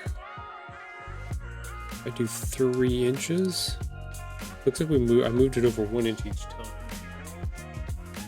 As long as I do that, then it should be okay. I get to save a little bit of ink on that. Let's go make sure our page setup is correct. rear photo best print. We should be good. Should be our last one.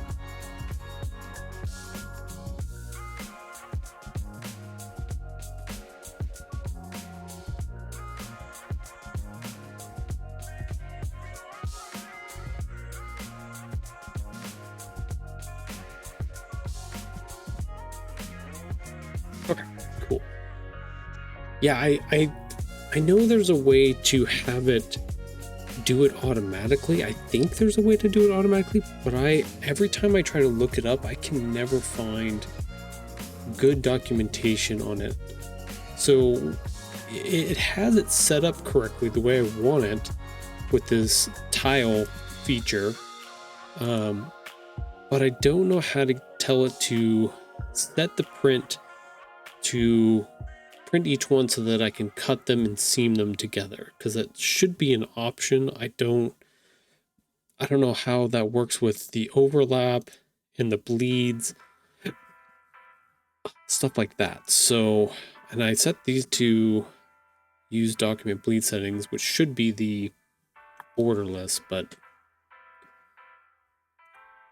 yeah, I wish I knew exactly how to make it work correctly. And it might just be I have to do it manually like I've been doing it, but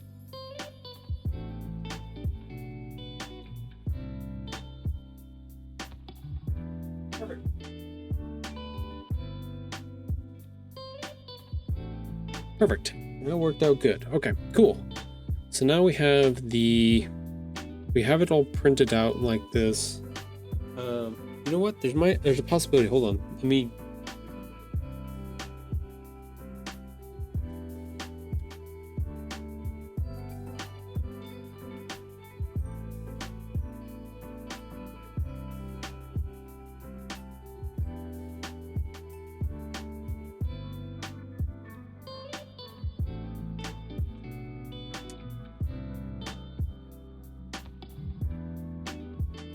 I can set up a camera so you guys can all see it. Give me a second here.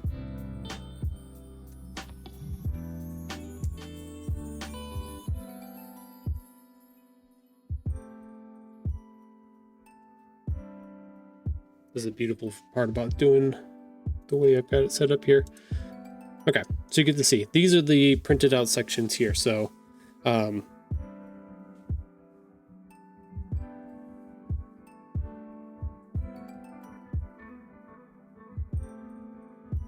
so that's what we've got to do. We just have to overlap them and then cut them so that we can butt them all together. So we gave ourselves enough play that the overlaps hopefully work out so we can make a solid banner all the way across. That's the whole plan and idea with this type of thing that we've printed out here. So.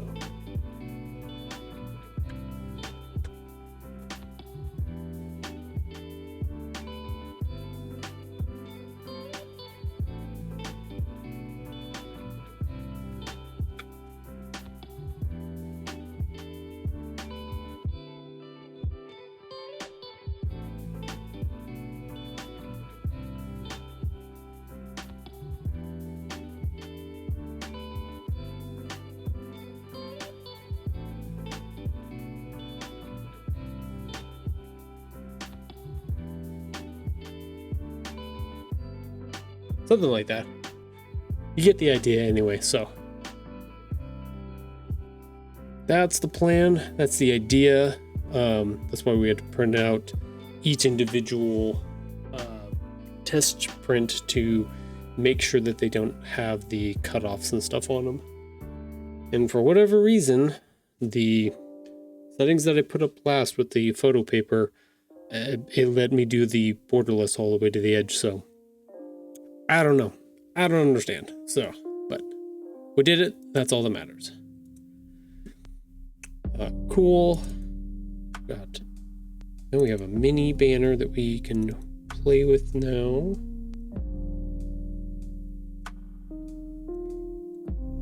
Let's go ahead and classify that as good to go.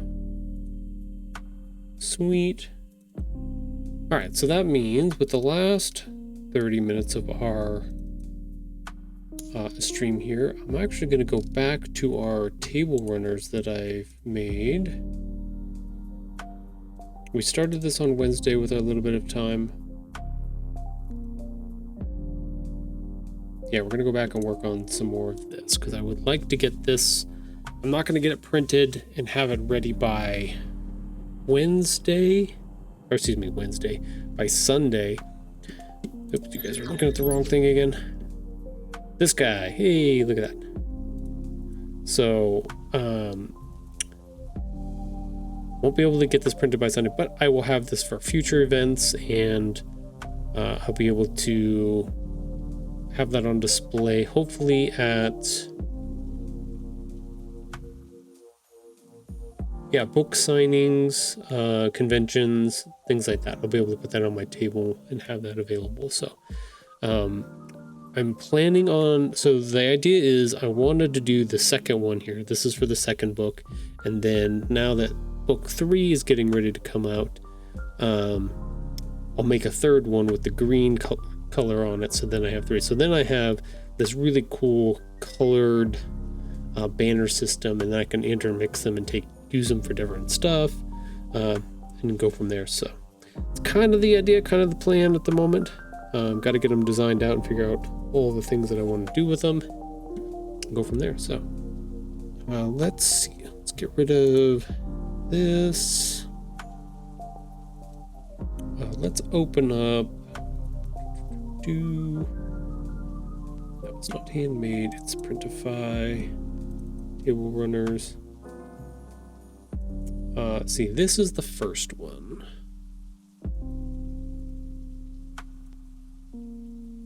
The second one I've got.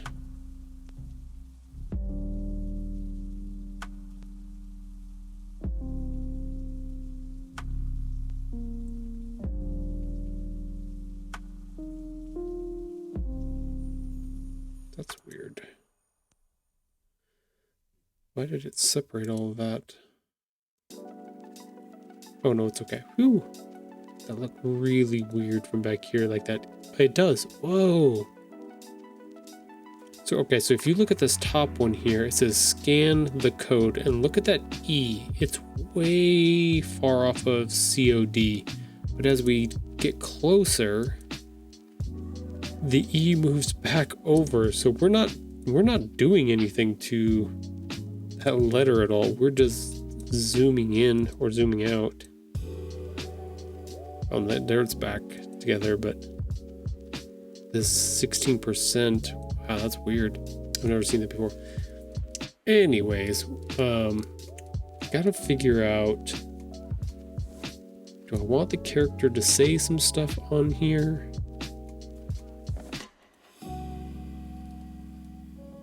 Reading is fun.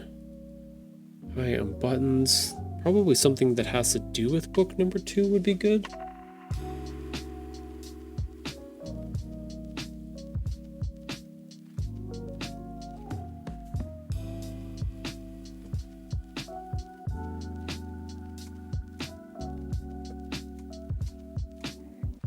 I gotta figure out what that is. I have to decide whether or not I want to keep these barcodes on here.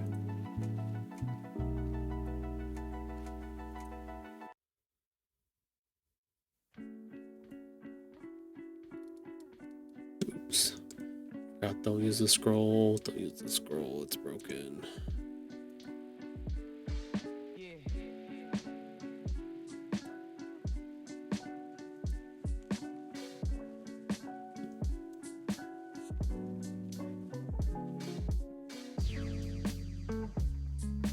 I know for the third one, we could go ahead and start the third one, actually.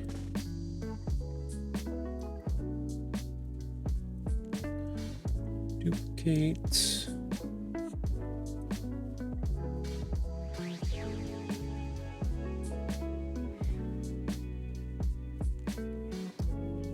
Yeah, let's go ahead and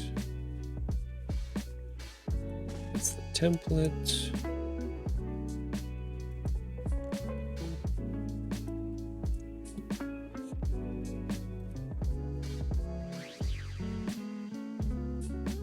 rid of those for the moment. Let's get rid of that.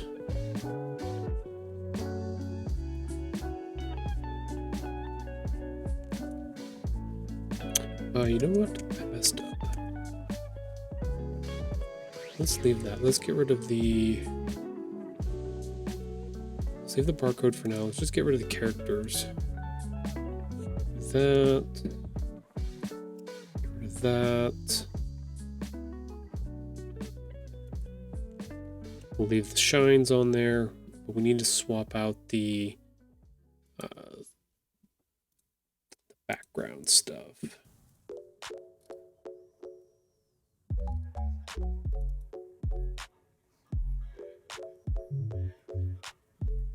Okay, so that is off of the based off of the cover. Select all. Copy. Let's go ahead and get rid of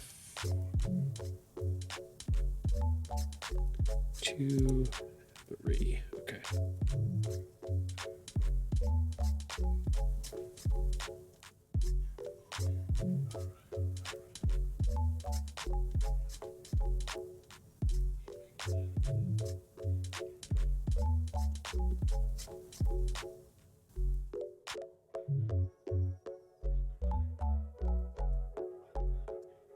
Copy.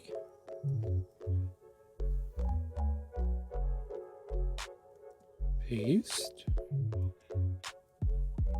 Actually, you know what? Not do that real quick. Yes, let's group all those together. Paste. There we go.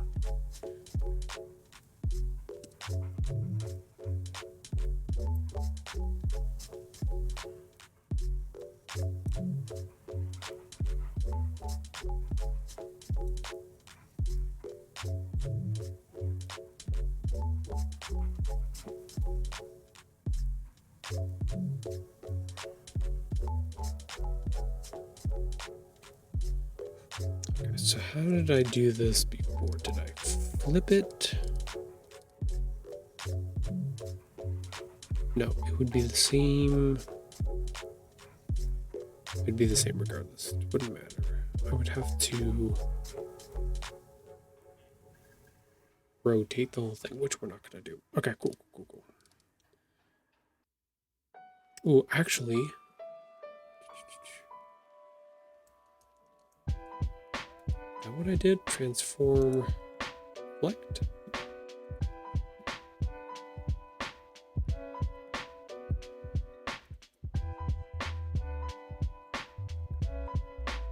That's what I did before. Okay, cool. We'll line these up here in the middle.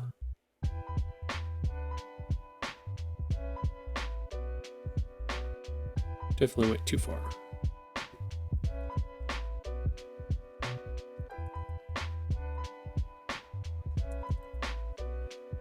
Three. Okay, that should be good.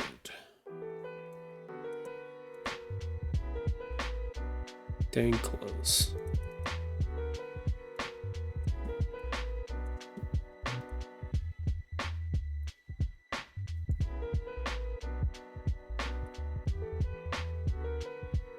Let's go to our guides real quick so we can double check.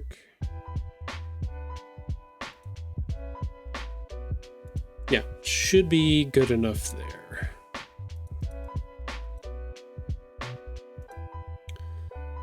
Okay, cool. So that's done. Get rid of these two. And then we need to swap out for the green here.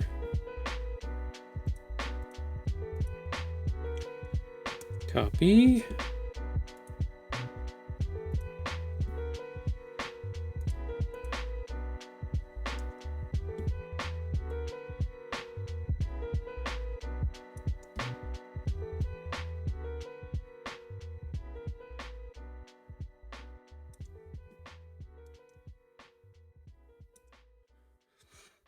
Okay, so that should be fine. Do I want How did I do this before? The darker's on the outside edge. Darker's on the outside edge. So this needs to get flipped. Transform. Select, but we wanted to do it this way. Perfect. Copy, paste. We'll just do the same thing. This time we'll move it.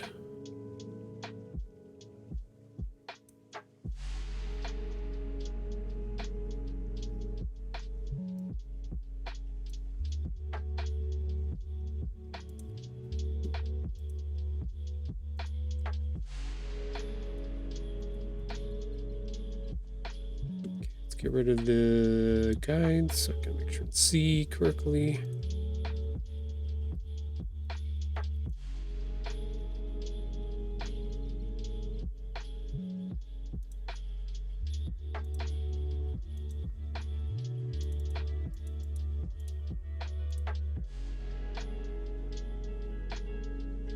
Sweet.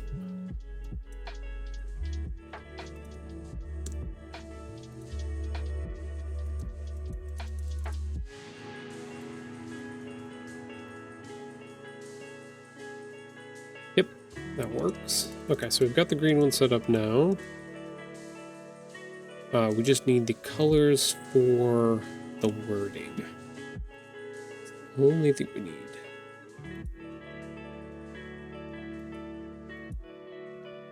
Let's do this one.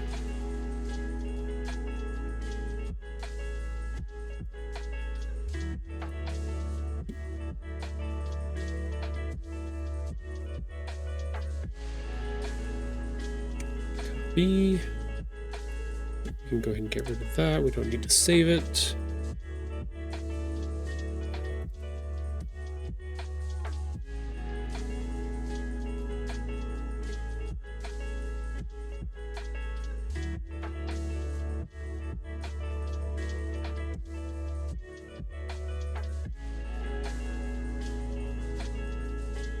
Okay, there we go. Got that fixed correctly.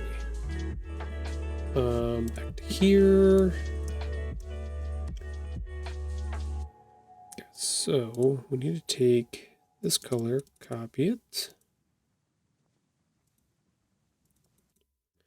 paste that there, hit return, should be good. Copy, paste, return, should be good. Let's do, yeah, this one. Paste, return, should be good.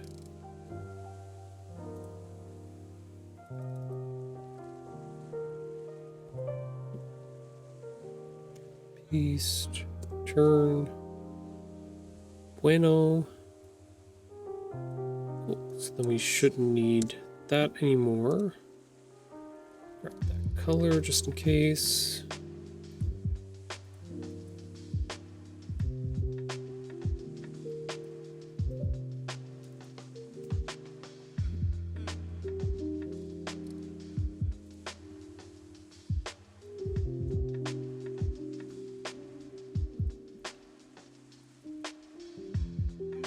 Ooh, I messed something up there. I gotta go fix that. Okay. That one's that one. Yeah, I've noticed that if you try to keep the text, I don't know why this is a thing with, so see how it like duplicated the text and then it spread it all across here in this weird, like it didn't know what the heck was going on. It keeps doing that. So I'll delete all of this. I'll save it. And when I come back, or if I open this file again, if I close it, open it again, all of that stuff will come back. No, we do not have a new treat goal to give out points to. So one of the things that I couldn't get put together beforehand, trust me, it's been a hoopla for the day here, trying to get things straightened out and put together. So nope, just accumulate points for now, and then on Monday when we come back, I'll have the new community challenge up for everybody, and you guys can start putting your points towards that. So that's the idea.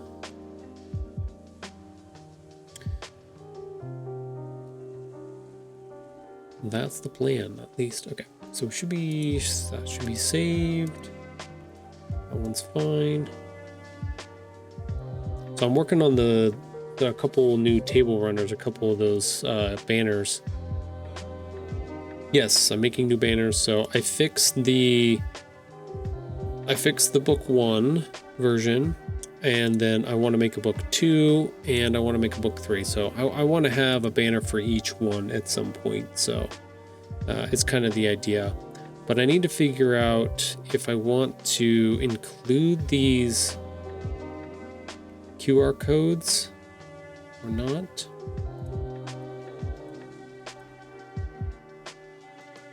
If I want to put something else different there, I'm not 100% sure yet. But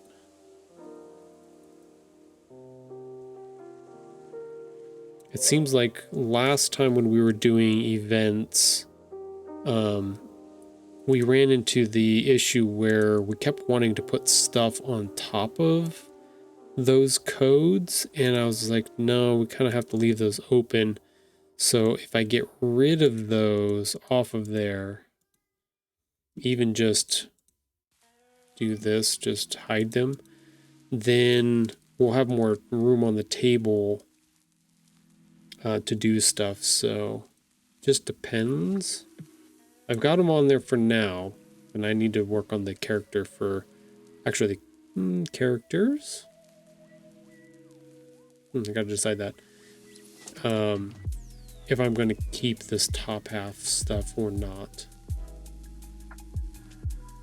Because I think I want to reprint. I think I want to get a reprint of this first one. So I would get rid of this. Get rid of this. I'd get rid of this. Oops, I'd have to get rid of just the one, but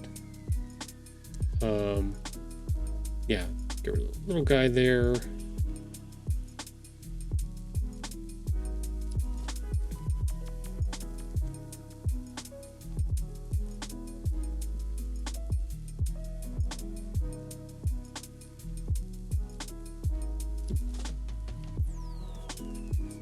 Oops, it's the wrong place.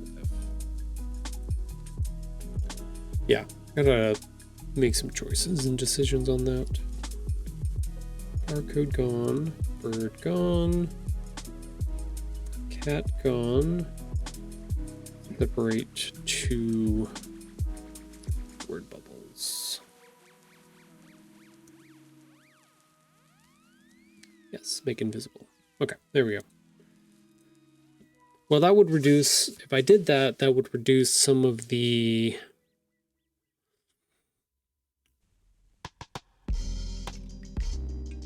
work I have to do here. I could actually stretch the stitchings now if I wanted to.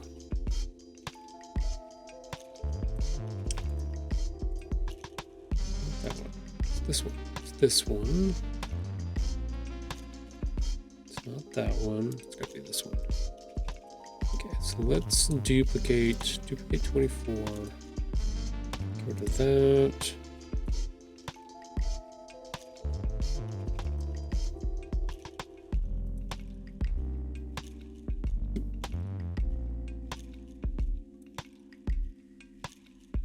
I can make it do that.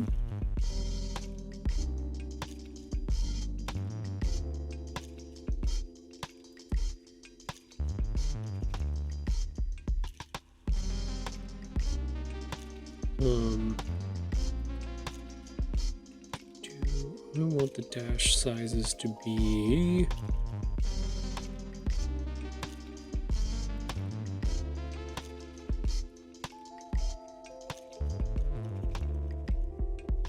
let's make them like 25.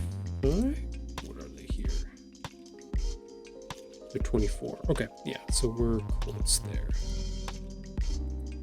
25 is fine, but we can also change gaps between them.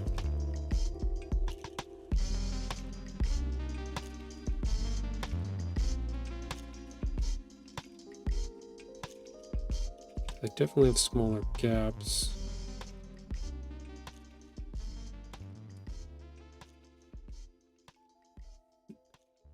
That might work. 51.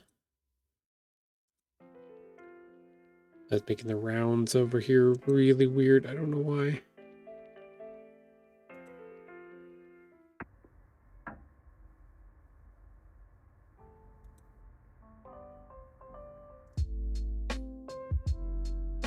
Oh, because I stretched it. That's why. I like that.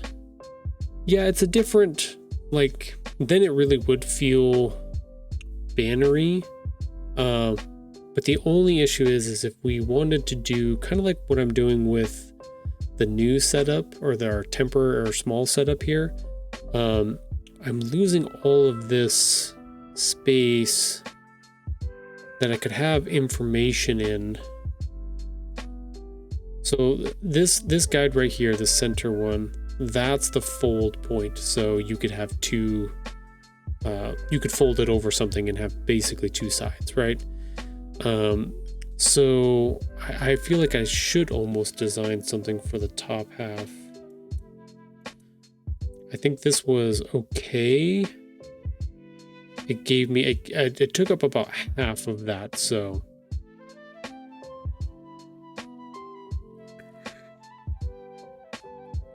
Ooh, this is going to take a little bit more work than I thought it was going to take.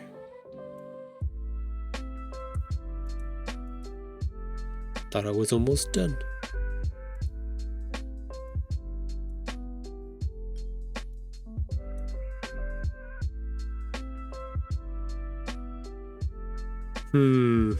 I don't know.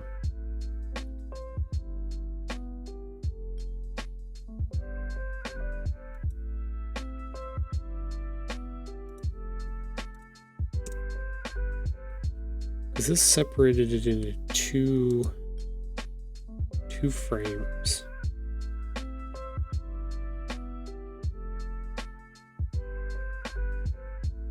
Maybe I just expand those frames, maybe not connect them.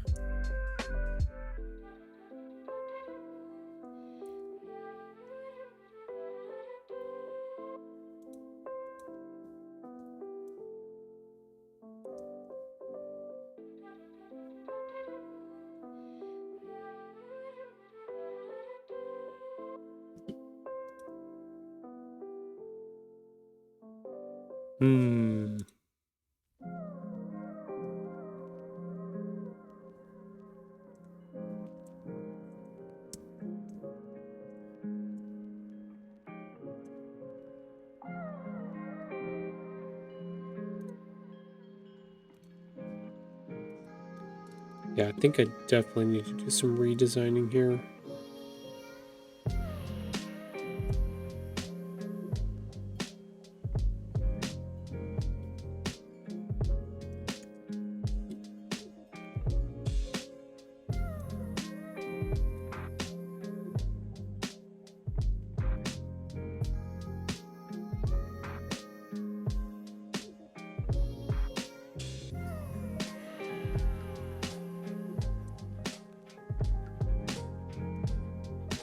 Guess that's square.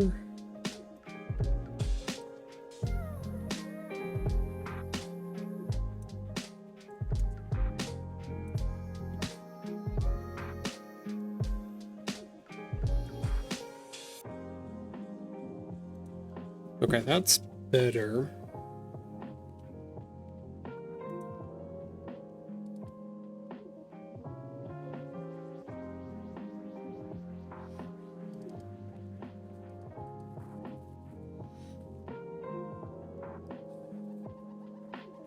Yeah, I like the way that runs better. Up to the top, though. We're gonna make some fundamental changes to this. Duplicate. Put this down here. Grab this.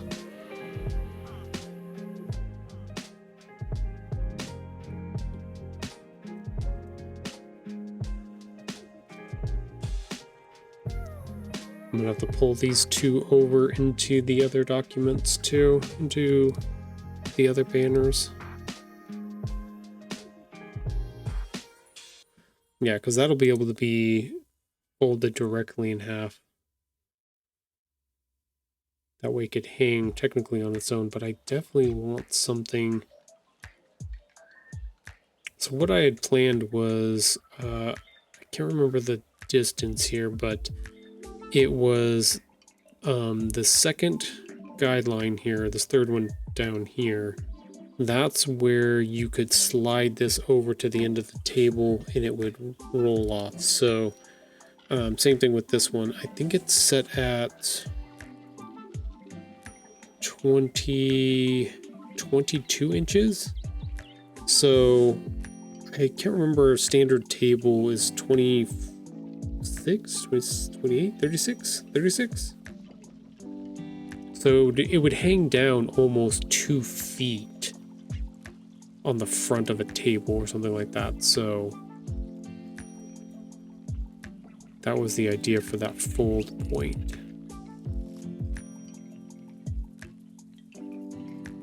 This would allow me to adjust that if I wanted to, even if I had these guys on there.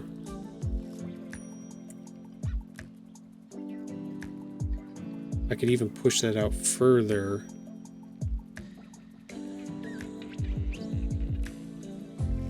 That could be hanging over the front of the table.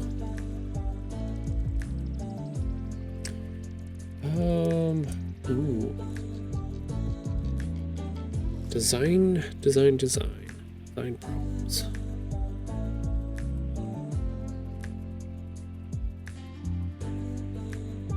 Yeah, I like the idea of this being able to hang up as a banner rather than like this, which I did before. So let's go ahead, let's copy, edit, select all, copy. Let's go here. Let's go paste remembers layers.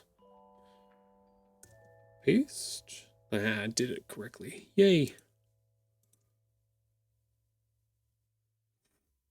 Okay, so one of them, it's the bottom one. So that's got to go down here. Yes. This one goes right above.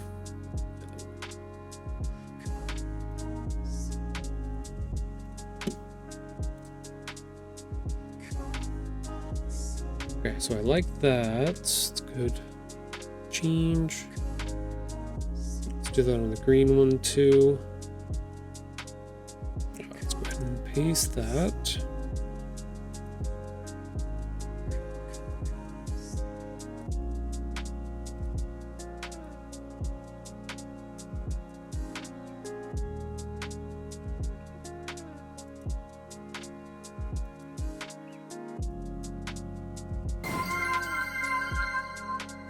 Bryce Austin pet the assistant. Hey, thank you, Bryce, for petting the assistant. Actually, that worked out really well in the picture.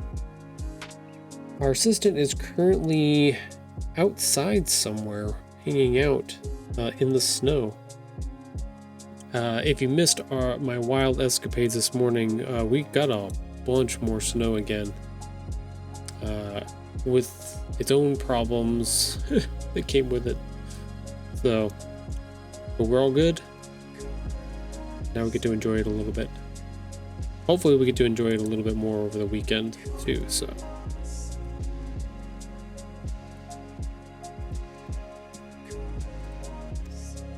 Okay, there we go. So we're set on our banners there. You're stealing it from us. We need it badly. My God, we got a crap ton. We got a bunch. I would be happy to put some in a UPS box and ship it to you, if you would like to. I've offered that before on stream to people. No takers yet, though. No takers yet. Here, I'll show you. I'll show you our outside. We probably got a foot, give or take. Anywhere from 10 inches to a foot over the past 3-4 days. We got a massive pile out in front of the house that we shoveled. Dreamer helped a lot with that too. She when I went to go pick up daughter yesterday from school, she shoveled the driveway for me, and by the time I got back, it was almost like bone dry. Like there was just enough sun that it baked it off perfectly. So we done did good for the day on that. But yeah. Chill. We got a lot. Up in the mountains got a crap ton. Like they got anywhere from 3, 4, all the way up to 8+ feet. I think that's where they were saying like 90 inches. That's right. Yeah, almost 8 feet. They got like somewhere over 90 inches. There was a big avalanche up there, and unfortunately it did take the life of 9 people. It was a very, like, that's how crazy this snowstorm was, that it came in with that much snow. And it wasn't, the Sierras are very well known for having what they call concrete snow, which is basically just super wet, heavy, dense snow. This was super cold, and it was like it was coming down as fast as some of the bigger snows, but it was the light fluffy stuff, so it just piled up, and then it was just too much air in it, so that it had no cohesion to hold itself together. So that avalanche was a crazy one of the crazier ones we've had in a long time. And they do a lot of avalanche control over top of the mountain, along the highways, ski hills. Like they're not, they don't miss on a lot of that stuff, but because of how fast it came in and how much it dropped on us right away, it got away. It took off before they could get to it, kind of thing. That is so sad that so many people died, especially from just one. Yeah. I don't know all of the details. I know the area where it came down. I know how many people were involved, and they were looking for him and stuff like that, but then ended up finding them later on. But yeah, the efforts to be able to get to him and dig him out and everything like that, it was rough conditions. They were they say like whiteout conditions, blizzard conditions. This was like one step above that, because they also had high winds as well. So that's why they had closed the highway they closed it from our state line all the way down really low in the California area, because it was just, and for the whole day, like several whole days, they were turning trucks around and everything, like even Highway 50. So we've got 2 passes that you can get to basically making your way into the central part of the country here. Both of those highways were closed because it was just impacted so heavily and so fast. Sorry to anybody out in the middle that all your products and stuff like that are being delayed. We got shit on by snow, so it was a big deal. It was huge. It was bad. They turned everybody around, and anybody that was in, like, there were people that got stuck in Truckee. They wouldn't let them leave. It was that significant and bad. So it was pretty wild. But one of those freak Donner Party snow avalanche styles stuff. So right along those lines. Hey, there's Sora. There's our assistant. She's hanging out watching the deck here. We do have about a minute before our last ad break for the stream here. I'm trying to decide if I want to, after we get back from that break, if I want to finish out the last 15 minutes or so of the stream. Probably. It was a wacky day. I started really early because I had to drive daughter to school, but it was super icy, so it was a whole thing. So I ran the stream for like 15-20 minutes, kind of like by itself, being like, I'll be here, I promise. But I did end up making it around 9:10, so it took me a little longer, but I got here. But yeah, so we're gonna take that break, and then we'll come back. We'll probably do a little bit more stuff, and then we will roll up for the afternoon and go from there. So stick around. I will be right back. Sora's gonna watch over y'all, make sure you guys play nicely, and we'll go from there. So stick around.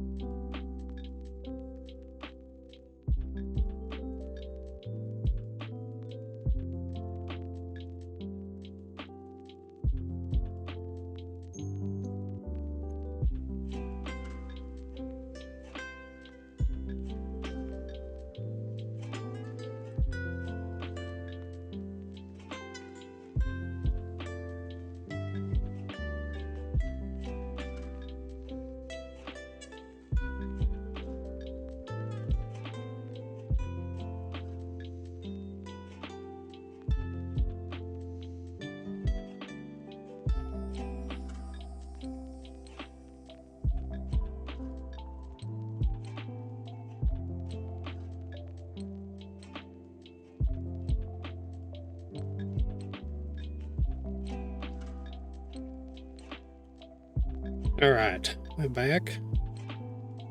So this is the life of a husky.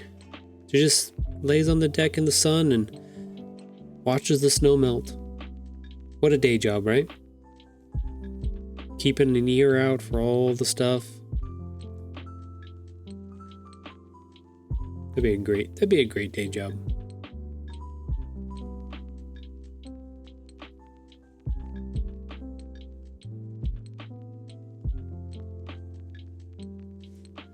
I think she enjoys it. I think she likes where we live. It may seem weird, but she gets equal time during the year, during cold months, during cold weather, snow, stuff like that. So she gets a lot of that, but she loves being in the sun. She loves the summertime, even when we have to bring her in. It's crazy sometimes. So like I said, she likes to lay out there and just chill in the sun, but it gets crazy when it's 90 degrees outside or 100 degrees outside and she wants to go out and do this then. And she has no problem with it. Like, she'll hang out there for 20-30 minutes, bake under the sun, and then she'll go find some shade and hang out and pant it all out and cool off and go get some water that's out there. And you know, like, and then when she's like, I've had enough, then she'll come bark at the door and she'll come inside and then chill for the rest of the day. But like, she's very versatile. She'll go either one. She's happy with hot or cold. Like, no difference to her. She enjoys both of them.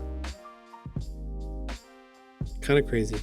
I would have expected, because this is my first experience with a husky, like all around. Like, I've never been around them. I've never owned one. I've never done much research on them, except for when we got her, we did a bunch of research on her. But like, I would have expected them to prefer the cold weather, and during the summertime I would expect her to be like, nope, I don't want to go outside, I want to stay in where it's nice and cool. And like, we've all seen videos of like huskies like trying to climb into ice boxes and in freezers and stuff like that, because they're just like, I want to be where the cold is. She's like, nope, she's like, I'm cool, I'm all good on either one. She's just happy to be out there and have her freedom to do what she wants to do, and comfortable to come and go kind of when she wants to. Kind of interesting. She's also very chill for a husky.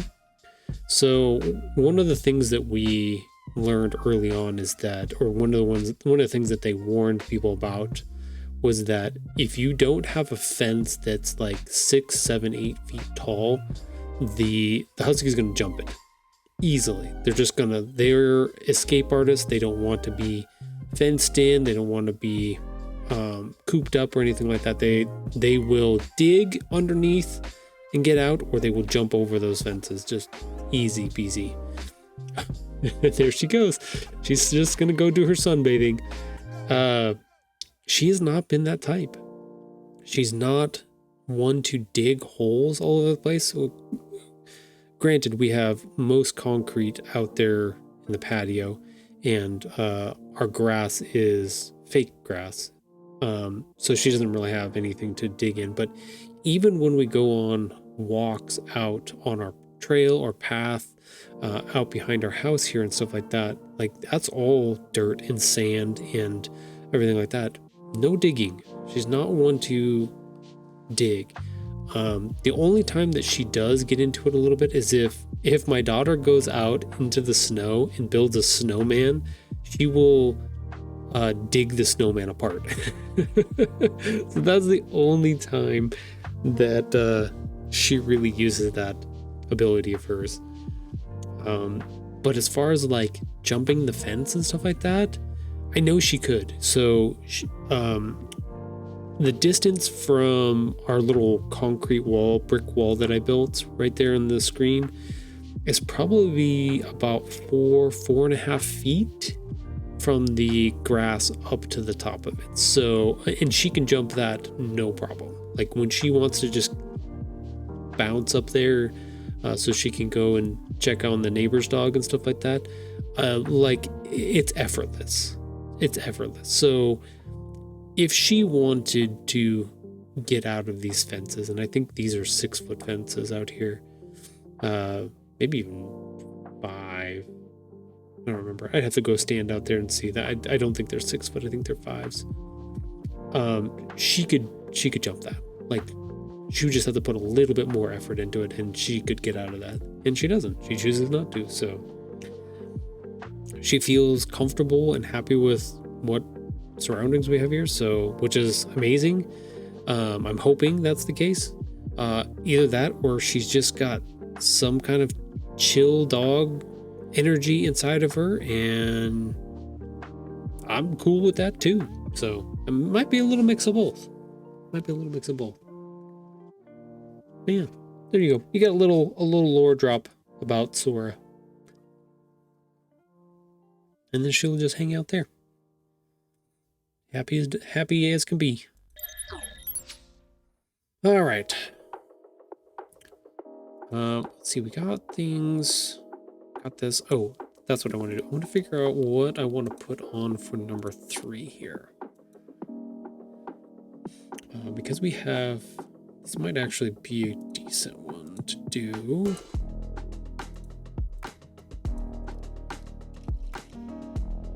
Remember, book 3, we have a little bit of a change, a little bit of a difference coming in because Buttons is a little bit older now.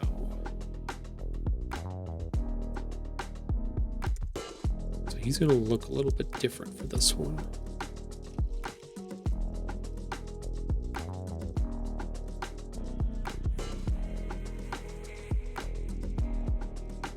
And then we might actually want to add, because book 3 is about Patch entering the story, we might add him in as well.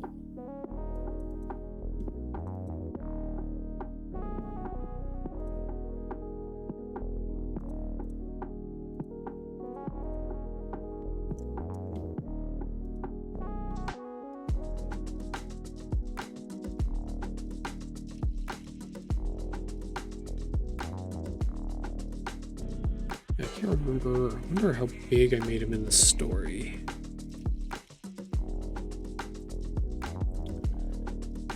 Let's get rid of that one too.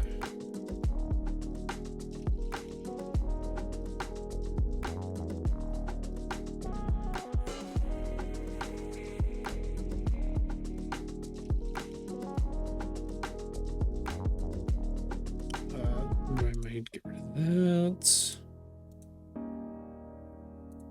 I did put together a reference sheet so that I knew kind of their relative sizes, but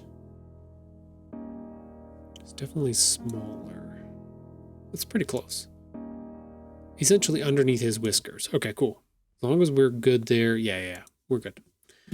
Sweet, I kind of guessed that one and it worked out.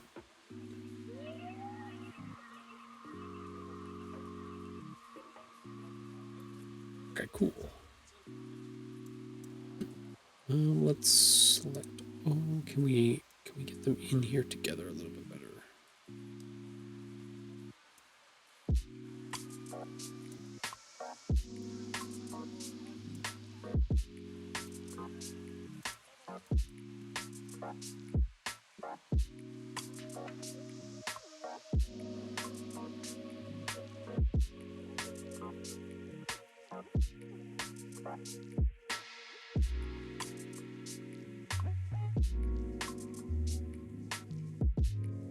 Maybe something like that. We can move their arms around and stuff like that too.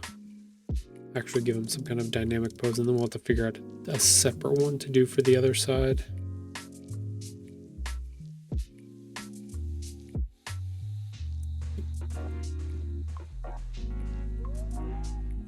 I think it's kind of the idea.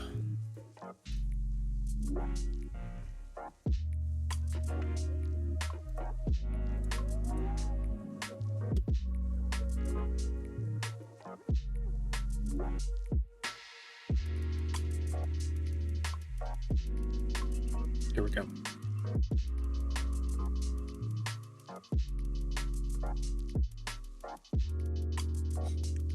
Let's do...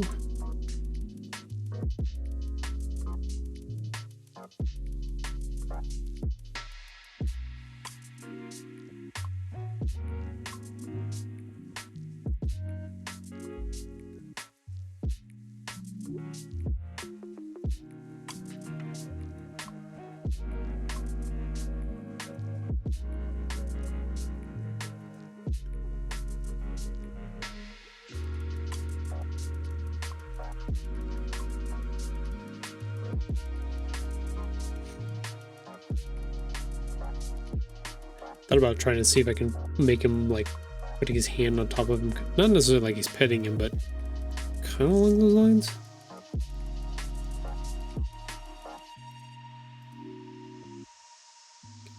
We're good.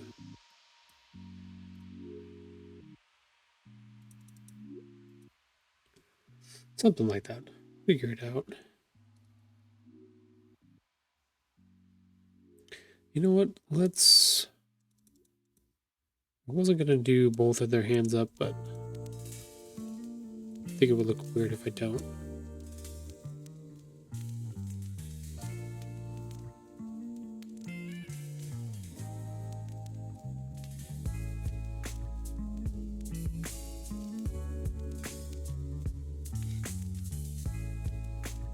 Let's see. Can we combine these down? Merge selected. Okay, perfect. We can. Merge selected. Beautiful. Yeah, because I want to make another set of the two of them together for this, and give them a different set of like personality, face, things like that, and then I'll flip it and I'll put it onto the other side. I'll put it on the top half, kind of like I've done with these, where he's throwing the grass here, and the other side is him picking at the grass, and then this one's the throwing. So similar thing where I did here, where he's in the box, and then maybe I should put him in a box. I don't know. And here he's reading his books.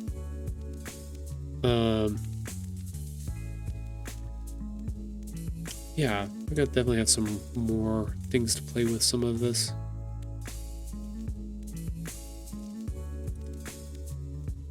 I think part of what I've got going on is pretty good right now. Let's go ahead and save this before I crash everything. Lose it all. Okay, that one's saved. That one's saved. Okay, so we're good across the board. Speed. All right, we are getting down to the end of our stream here, so I'm gonna go ahead and start doing my wrap-up stuff, and then we're gonna get out of here for the day. So I will be back on Monday for, let me double check, make sure real quick. Nothing else going on. Nope, Monday should be normal. Okay, so what's going on? Monday, I should be back for more art streams, working on some more of this product stuff, some of these banners, trying to get some of this wrapped up so that I can get these ordered. I've got some sample copies of books to get ordered so that I can get those to me. Now that we've got since we submitted for our LCCN number, Library of Congress control number today, like I said, we have 15 days for them to respond. It's a Friday.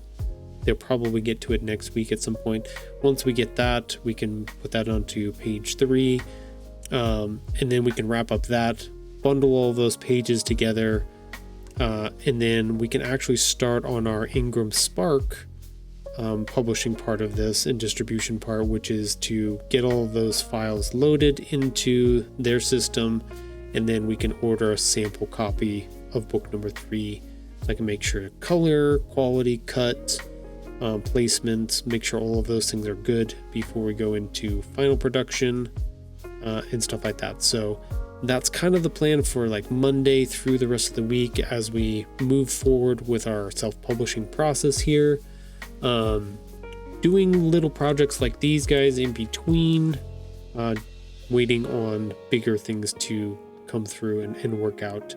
Because like government stuff runs a little bit slow. So remember, getting that Library of Congress control number is going to take a minute.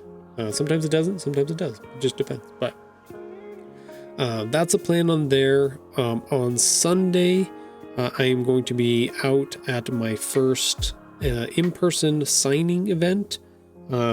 We are so close to being sold out on the event. I think we have either 1 or 2 tickets left to buy for the event, which is awesome. So even just to have this many people coming at the moment is we have one of the 2 banks sold out, 2 time slots sold out. So that's already exciting as it is.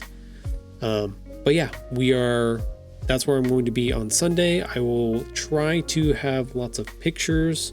I might have to hire somebody to come take pictures for me and of the event so that we have those available.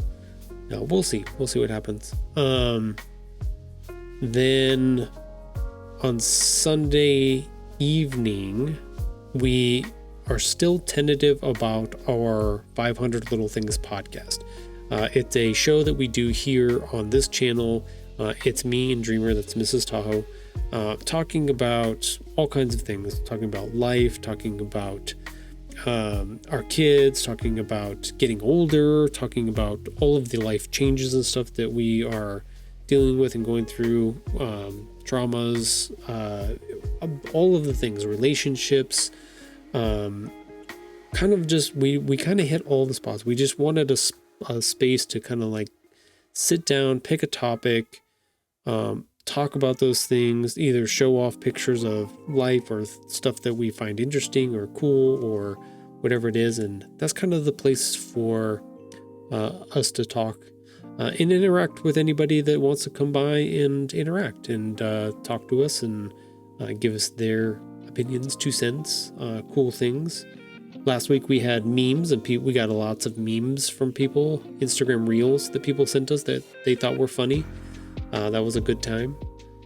So stuff like that. So we want to keep doing the show on the regular, but because I've got the book event on Sunday, and then I have another meeting in the afternoon afterwards, we're kind of tentatively saying it may happen, but probably err on the side that it might not happen. In which case we will do another show on the next weekend. So that's the plan. That's kind of the lay of the land of what's going on, what's coming out, what's going to happen coming up in this next week. But yeah, I think that's it. I feel like I'm missing stuff. I've got lots more planned ahead. So as we roll towards the release date for book number 3, we've got, we haven't released the date yet for it. That's coming. Lots of conversations about the whole series, or the series as a whole, and hopefully more exciting events and stuff to announce coming this year. So that's where we're at. That's what we got going on. Thank you all for coming by. Thank you for hanging out. Even if you were just lurking in the background, I appreciate that. Or if you are like Bishak, stop by for a few minutes, tried to make me say crazy things and then took off. I appreciate that. I do appreciate that. Thank you, Dreamer, for coming in here and seeing some of the fun stuff that I was putting together that I know you and I will have to work on to make sure that we get all plotted out correctly the way we want. So, and thank you, Bryce. Thank you, Bryce, for coming in here and hanging out for a little bit. I know, are you not? I'll hold this for next time. That's fine. Hope you had a good day at school. If you didn't have school today, no worries. Hopefully you got to chillax and chill for the day. That's cool as well. But yeah, thanks everybody for coming by. I think that was everybody. Let me double check my chat users. Oh, it says Yumi. Yumi, are you in here? Thank you for coming by. I appreciate you coming and lurking and hanging out for a while. I do appreciate that a whole bunch. Thank you, Bryce. Thank you. I will try my best to have fun at events. I'm working on becoming better at public speaking event type things. So I'm getting there. They're lots of fun. So, but yeah, hopefully you all have a wonderful weekend. Hopefully if you want snow, you get snow. If you don't want snow, you don't get any snow. I wish Alex was here, because I've been sending him reels about all the snow we've been getting, and he's in the same space as you, Bryce, where he's just like, I want snow. We haven't gotten any yet. So yeah, but have a wonderful weekend, and I will see you all very soon, either on Sunday for our podcast episode or back on Monday. So bye everybody.